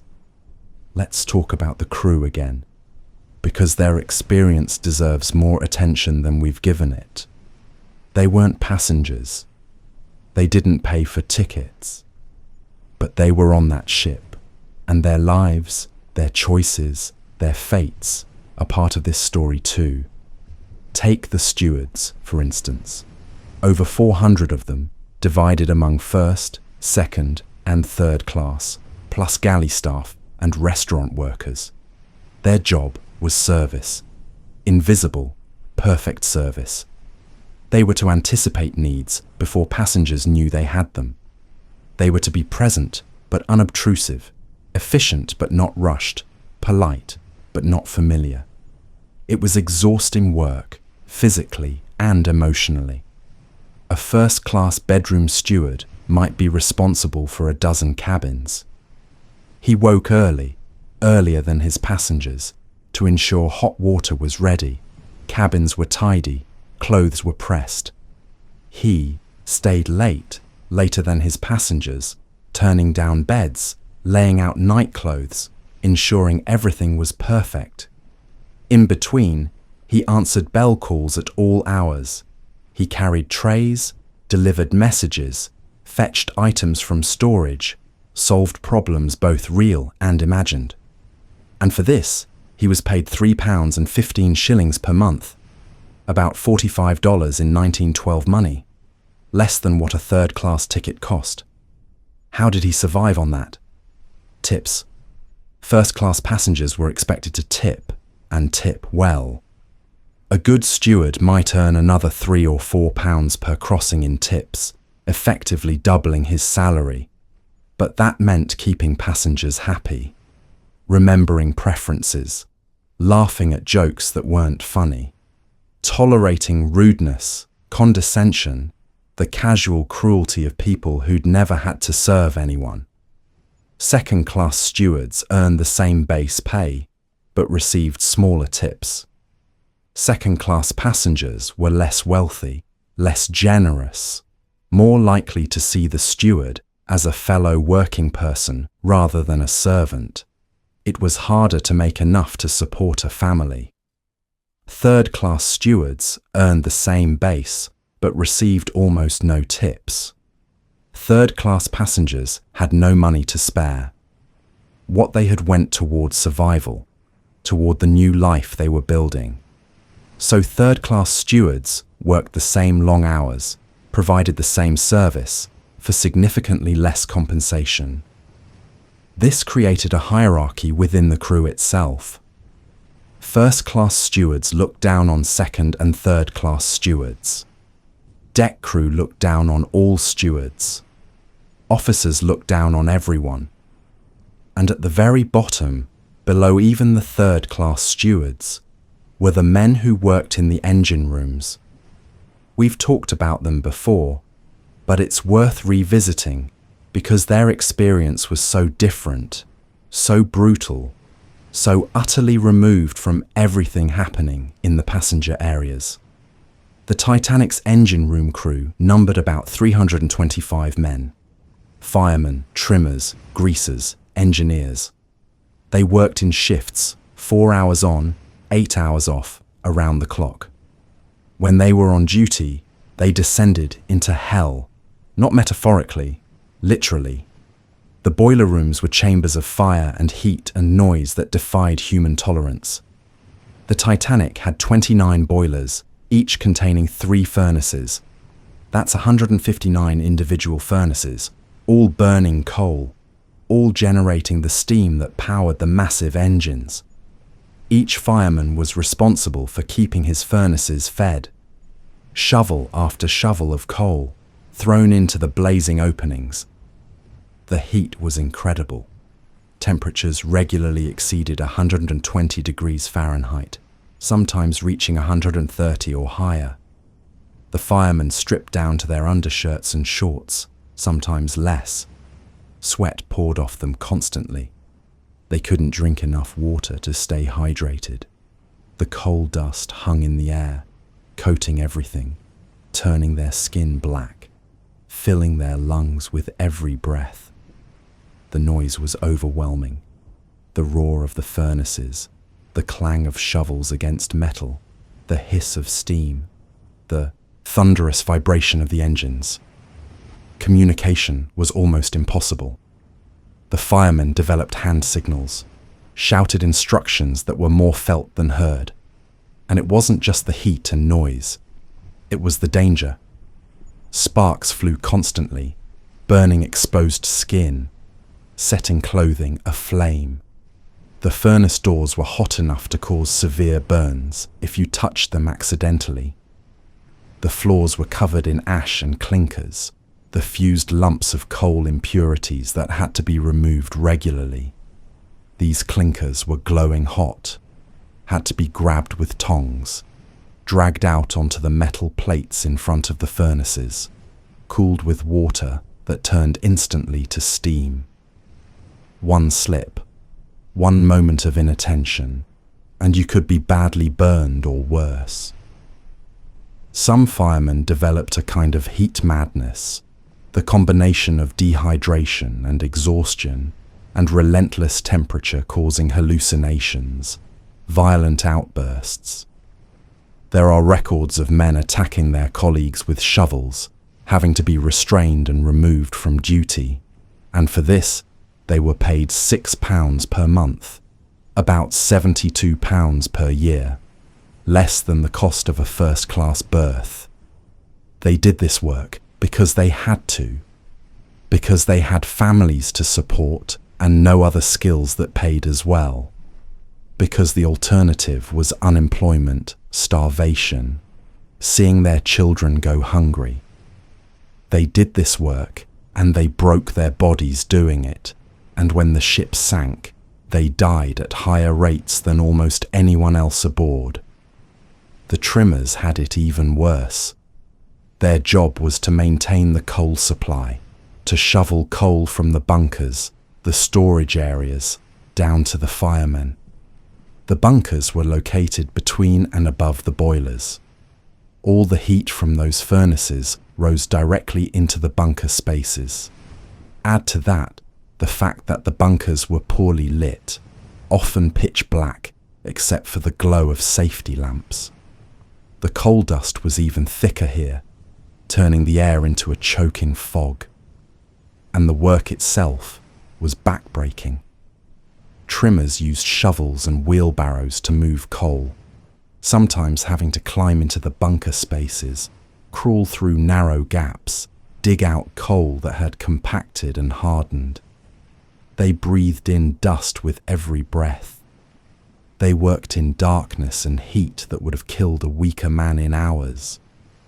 And if too much coal accumulated on one side of a bunker, the ship could list, could tilt noticeably. So the trimmers also had to keep the coal balanced, had to know instinctively how much to move and where. It required skill, strength, and endurance.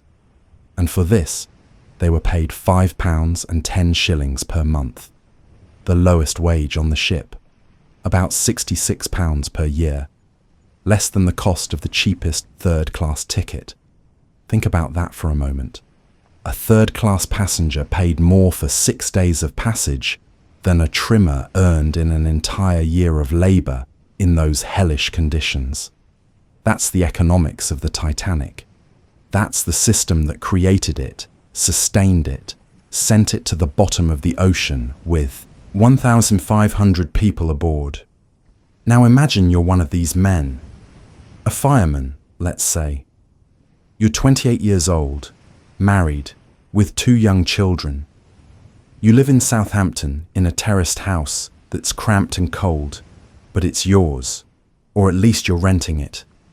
You've been working ships for 8 years now. Your back aches constantly. You have a chronic cough from the coal dust, but you're strong and you're good at your job.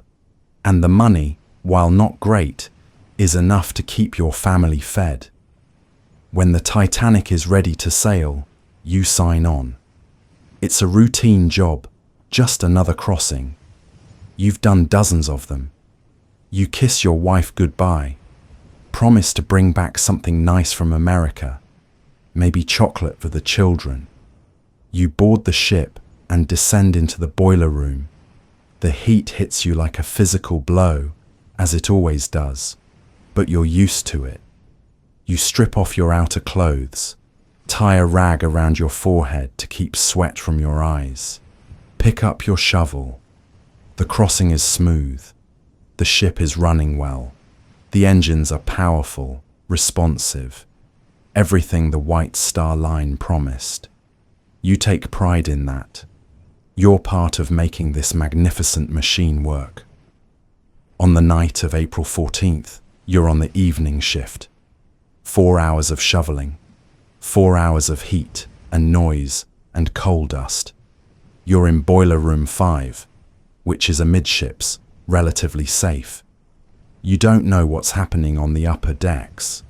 You don't know that the temperature has dropped dramatically, that the sea is flat calm, that officers have seen ice warnings and are watching carefully, but not carefully enough. You're shoveling coal into furnace number 2 when you feel it. A shudder, a grinding sound that comes up through your feet, through your bones. The ship lurches slightly, and you stumble, catch yourself. The other firemen have felt it too. You look at each other, confused. What was that? Before you can discuss it, the alarm bells ring, the red lights flash. The watertight doors begin to come down. Someone yells for everyone to get out. Get out now.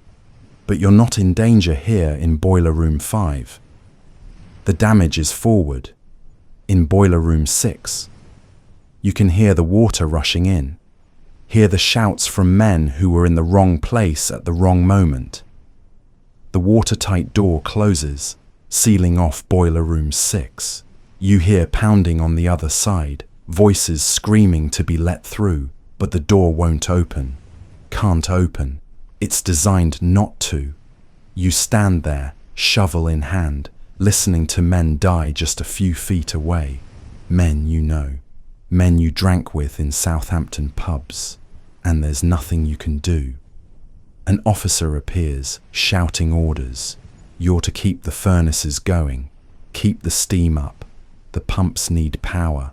The lights need power. The wireless needs power. You're to stay at your post. You look at the other men. You see the same calculation in their eyes. If you stay, you might die. Probably will die if the ship is really sinking. But if you leave, if you abandon your post, you'll be fired. You'll be blacklisted. You'll never work ships again. And your family needs this job, needs the money. So you stay. You shovel coal. You keep the furnaces burning. And slowly, over the next 2 hours, the water rises. First in Boiler Room 6, then seeping into Boiler Room 5. You're standing in water now, ankle deep, then knee deep. The furnaces hiss and steam as water touches them. The heat becomes even more unbearable, the air thick with steam and smoke. Your lungs are burning. Your legs are numb from the cold water, even as your upper body is scorched by the heat. And still you shovel, because you're a professional, because it's your job, because you don't know what else to do.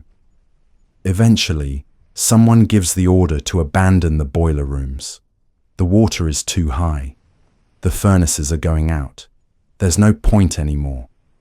You stumble toward the escape ladder, exhausted. disoriented. Your muscles are trembling from exertion. You can barely grip the ladder rungs. You climb up through the dark corridors, following the sound of other men's footsteps. You emerge onto a deck. The cold air hits you like a wall after the heat below. You're soaked, half naked, freezing. And you look around and see that the lifeboats are gone. All of them. You're too late. This is what happened to dozens of firemen, trimmers, greasers. They stayed at their posts. They kept the ship running. They bought time for others to escape. And then they died. In the water or going down with the ship. Their sacrifice was total. Their reward was nothing. Because they were crew. Because they were expendable. Because the system that employed them viewed them as interchangeable parts in a machine, easily replaced if they broke. Now let's talk about what it was like when the ship actually sank, because we've discussed the statistics, the survival rates, the class disparities. But statistics don't capture the terror, the chaos, the small human moments of courage and cowardice that marked that night. The ship struck the iceberg at 11:40 p.m. Most passengers didn't feel much. A slight grinding vibration, a subtle lurch. Many slept through it. Those who woke thought little of it. The Titanic was unsinkable. Everyone knew that. Everyone said that. So what if they'd brushed against some ice? The ship was fine. Go back to sleep. But slowly, word began to spread. Crew members appeared in corridors, knocking on doors, telling passengers to put on warm clothes, to retrieve their life belts. In first class, this was done politely, almost apologetically. "I'm sorry to disturb you, sir. Just a precaution. Please gather in the saloon." In second class, the knocks were more urgent, but still controlled. In third class, the messages were confused, contradictory. Some stewards told passengers to wait in their cabins. Others said to go to the boat deck. But which way was that? Most third-class passengers had never been to the boat deck, had never been allowed to the boat deck. They didn't know the way. And so people wandered. Families with children, grandparents, young men traveling alone, young women seeking adventure. They filled the corridors, asking questions in a dozen languages. No one had answers. The crew members they encountered were as confused as they were, or if they knew the truth, they weren't sharing it. Why cause a panic? Why admit that the unsinkable ship was sinking? On the boat deck, the evacuation was already underway, but it was slow, disorganized, hampered by the fact that there had never been a proper lifeboat drill. The crew didn't know their stations. Passengers didn't know the procedure. And many passengers didn't want to get into the lifeboats anyway. It was freezing on deck. The boats looked small and fragile. The Titanic looked large and solid. Why leave the ship for a tiny boat on the dark ocean? Many people refused, especially in the early boats. Officers pleaded, stewards cajoled. But people said, "No thank you, I'll wait here where it's safe." So boats left half full. Boat number 1, with a capacity of 40 people, left with 12. Boat number 7, with a capacity of 65, left with 27. Boat after boat, half empty, rowing away into the darkness while hundreds of people remained on deck, still not believing the ship would really sink. But it did sink. And as it became undeniable, as the bow dipped lower and the stern rose higher, as the deck began to tilt at impossible angles, panic set in. People rushed the remaining lifeboats. Officers drew guns. There are accounts of shots being fired, of men being shot trying to force their way into boats reserved for women and children. There are accounts of officers shooting themselves afterward, unable to bear what they'd done. Whether these accounts are true is debated by historians. But they were believed at the time. They were part of the story people told. The last boats to leave were desperate affairs, overcrowded, poorly lowered, hitting the water with a smack that threw people into the freezing sea. Some boats capsized, some were swamped by people jumping from the deck, and still there were people on the ship, hundreds of them. They climbed to the stern as the bow went under. They clung to railings, to ropes, to anything bolted down. They sang hymns, they prayed, they said goodbye to loved ones. They waited for the end. And when it came, when the ship finally broke apart and the stern rose vertical before sliding under, those who hadn't already jumped were thrown into the water. 2,000 people were aboard the Titanic when she sailed from Southampton. About 700 got into lifeboats. That left 1,300 in the water. The water was 28 degrees Fahrenheit, below freezing, kept liquid only by its salt content. When you hit water that cold, your body goes into shock. Immediately, your breath is driven from your lungs in a gasp. Your heart races. Your blood vessels constrict. You have maybe 15 minutes before hypothermia renders you unconscious. Maybe 30 minutes if you're very lucky, very strong, very determined. Most people had less than that. 10 minutes, 5 minutes. Some died almost instantly, their hearts stopping from the shock of the cold. The sounds from the water were horrific. 1,300 people screaming, crying, calling for help, calling for loved ones, calling for God. The sound carried across the flat, calm sea, reached the lifeboats that had rowed away. Some boats turned back, some tried to help, but most didn't. The people in the boats were afraid. If they went back, if they got too close to the thrashing, drowning masses, they'd be swamped. They'd be pulled under. So they didn't go back. They rowed further away. They covered their ears. They tried not to hear the screaming. And slowly, over the next half hour, the screaming faded.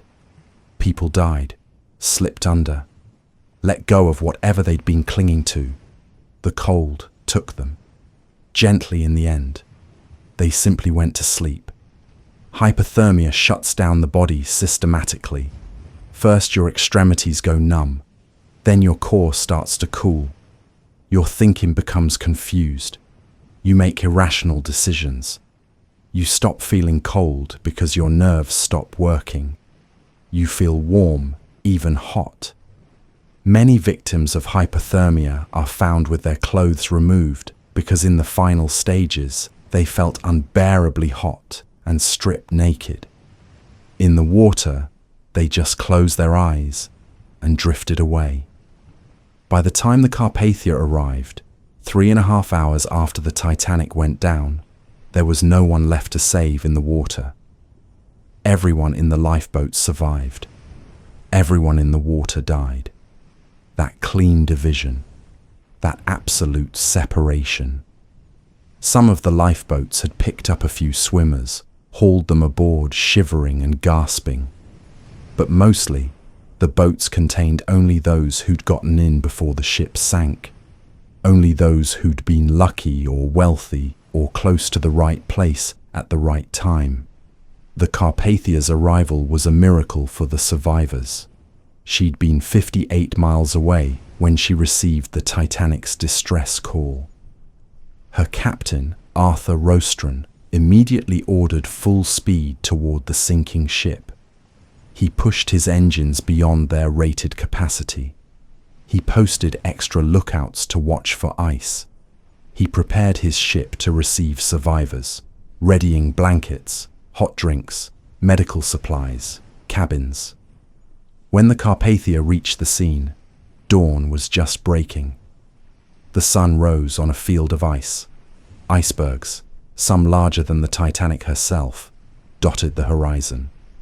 Small chunks of ice floated everywhere, and scattered among the ice were the lifeboats. The Carpathia began picking them up. One by one, passengers were helped aboard. They came up the rope ladders or were hauled up in slings if they were too weak to climb. They were wrapped in blankets, given hot coffee or brandy, led to cabins or to the common areas. Some were calm, some were hysterical. All were in shock. The Carpathia's passengers, who'd been on a routine Mediterranean cruise, gave up their cabins, their clothing, their privacy. They tried to help, but what could they say? What words of comfort existed for someone who'd just watched their spouse drown? For parents who'd lost children? For children who'd lost parents? The survivors sat in silence mostly, staring at nothing, replaying those final hours over and over in their minds, wondering why they'd lived when others died, feeling guilty for being saved, or angry at those who died for leaving them alone. The Carpathia turned toward New York. The journey took 3 days. 3 days during which the survivors tried to process what had happened. 3 days during which they started to realize that they'd lost everything. Their luggage had gone down with the ship. Their money, their papers, their photographs, their keepsakes, all at the bottom of the ocean. They had only the clothes they'd grabbed in those first confused moments. The coats thrown over nightgowns, the suits pulled on over pajamas. That was it. That was everything they owned. When the Carpathia arrived in New York on the evening of April 18th, she docked at Pier 54 to scenes of chaos. Thousands of people crowded the dock. Reporters, photographers, families of passengers desperate for news. Had their loved ones survived? Where were they? What happened? The survivors descended the gangway into a wall of sound and light. Flashbulbs popping, reporters shouting questions, relatives pushing through the crowd. Some survivors found family immediately, fell into waiting arms. Some found no one and stood lost, uncertain where to go. The hospitals and hotels of New York opened their doors. Charities organized relief efforts. Money was raised. Clothing was donated. But nothing could replace what had been lost. Now we come to the question of remembering. How we remember the Titanic, what we choose to emphasize, and what we choose to forget. Because memory is selective. It's shaped by the stories we tell, and those stories are often told by the survivors who had the education, the language skills, the social capital to make themselves heard. First-class survivors wrote books. They gave interviews. They became the public face of the disaster. Their stories of noble sacrifice and civilized behavior, of men giving up lifeboat seats so women and children could be saved, of orchestras playing as the ship sank, these became the accepted narrative.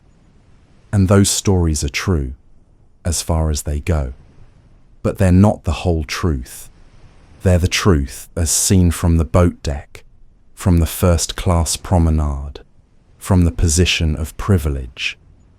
They're not the truth as experienced in third class, not the truth of confused immigrants wandering through flooded corridors, not the truth of locked gates and language barriers, not the truth that survival correlated almost perfectly with ticket price. That truth was inconvenient, uncomfortable. It suggested that the disaster wasn't just a tragedy, but an injustice. That people died not because of fate or bad luck, but because of how society was structured. And that was not a story anyone wanted to tell. So we get James Cameron's Titanic instead, a movie that's beautiful and moving and fundamentally dishonest. It gives us a love story between a poor artist and a wealthy woman. It shows us the locked gates, the discrimination, the inequity. But then it resolves everything through individual romance and heroism. Jack and Rose rise above their class differences through love. The evil are punished, the good are saved, or at least die nobly, and we leave the theatre feeling sad, but satisfied. It was a tragedy, yes, but also a validation of our values. Love conquers all. Individual merit matters more than class. The bad guys get what they deserve. Except none of that was true.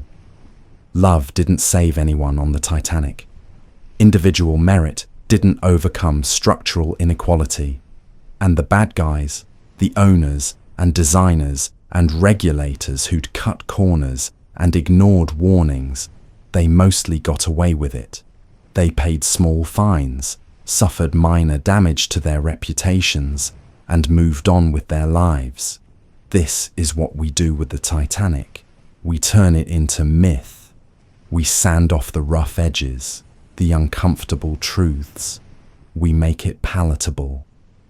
A story we can feel good about crying over, instead of a story that should make us angry, that should make us question the systems we live under. And because we mythologize it, we fail to learn from it. We build the same hierarchies in different forms. We tell ourselves that this time it's different, that our divisions are necessary or natural, that some people simply deserve more than others. And then we're surprised when disaster strikes, and the poor die in greater numbers than the rich. When Hurricane Katrina floods New Orleans, and the people who can't evacuate are those who couldn't afford cars or hotels. When a pandemic sweeps the world, and the people who can't isolate are those who work essential jobs for low wages. When climate change threatens coastal cities, and the people in the greatest danger are those living in the flood zones, in the cheap housing, in the areas where insurance companies won't cover damage. These aren't natural disasters. They're social disasters. They're the Titanic over and over again. The same pattern, the same inequity, the same willingness to accept that some lives matter less than others. And until we confront that, until we name it and fight it, we're going to keep sinking ships, keep drowning people who were told they had a chance when really they never did. The Titanic should haunt us, not as a romantic tragedy, not as a cautionary tale about hubris, but as a mirror, showing us who we are, what we value, what we're willing to accept. And if we don't like what we see, if those survival statistics make us uncomfortable, if the image of third-class passengers trapped behind gates while first-class passengers row away in half-empty boats makes us angry, then good.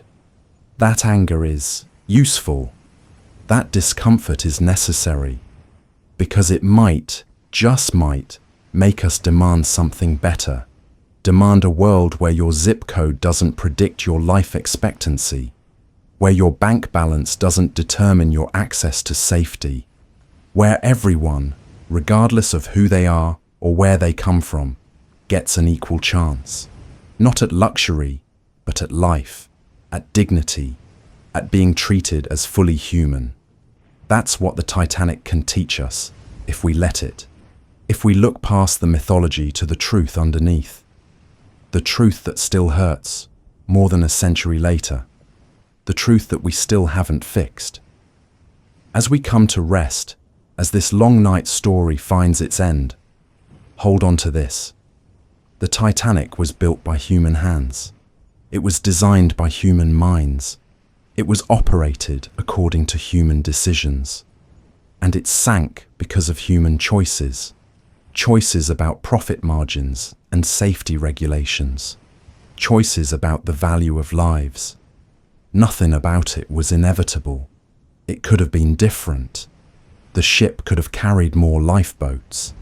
It could have slowed down in dangerous waters. The evacuation could have been fair. The gates could have stayed open. The poor could have been given the same chance as the rich. None of that happened, but it could have. And that possibility, that awareness that things don't have to be this way, is what we carry forward into our own lives, our own choices, our own world that still sorts people into first class and third class. We can choose differently. We can build lifeboats for everyone. We can refuse to accept that anyone is expendable. We can treat every life as equal in value, not just in rhetoric but in practice, in the systems we build and maintain and live under. The Titanic is gone, resting in pieces at the bottom of the Atlantic. The people are gone too, all of them now, survivors and victims alike. But the choice remains, the same choice that faced the designers, the owners, the crew, the passengers on that cold April night. Do we save everyone, or do we save ourselves? Do we believe all lives matter, or only some lives? Do we accept the way things are, or do we fight for the way things should be? These questions don't have easy answers, but they have honest ones. And maybe, on nights like this, when we're tired and vulnerable and open to truth, we can admit what those answers are. We can admit that the system is broken, that it's always been broken, that it broke the Titanic and killed 1,500 people, and we've been telling ourselves comfortable lies about it ever since. And maybe, if we're brave enough, we can decide to stop lying, to stop pretending, to look at the wreck and see not romance but warning, to honor the dead not with tears but with change. Sleep now. The story is told. The ship has sunk. The survivors have reached shore. What happens next is up to us, to all of us, to whether we choose to learn, to remember, to act. The Titanic can't teach us. It's just iron and wood and shattered dreams. But we can teach ourselves. We can look at what happened and decide it will never happen again. Not on ships and not anywhere else. We can decide that every life has worth, that everyone deserves safety, that no one should die because they couldn't afford to live. That's the lesson. That's the meaning. That's what all those deaths might mean, if we let them mean something. And with that, let the quiet come. Let the darkness settle. Let the water close over one more story, one more truth, one more night spent thinking about what we owe each other, what we owe ourselves, what kind of world we want to wake up to. Rest now.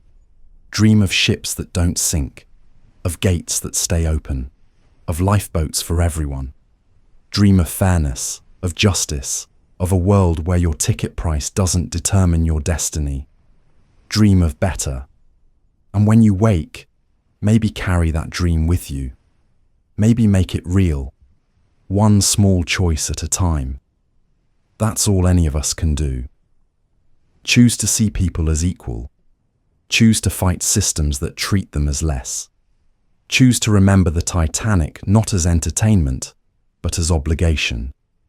An obligation to do better, to be better, to build a world where such a disaster, such inequality, such casual cruelty becomes unthinkable. We're not there yet, but we could be. We could be. Sleep well.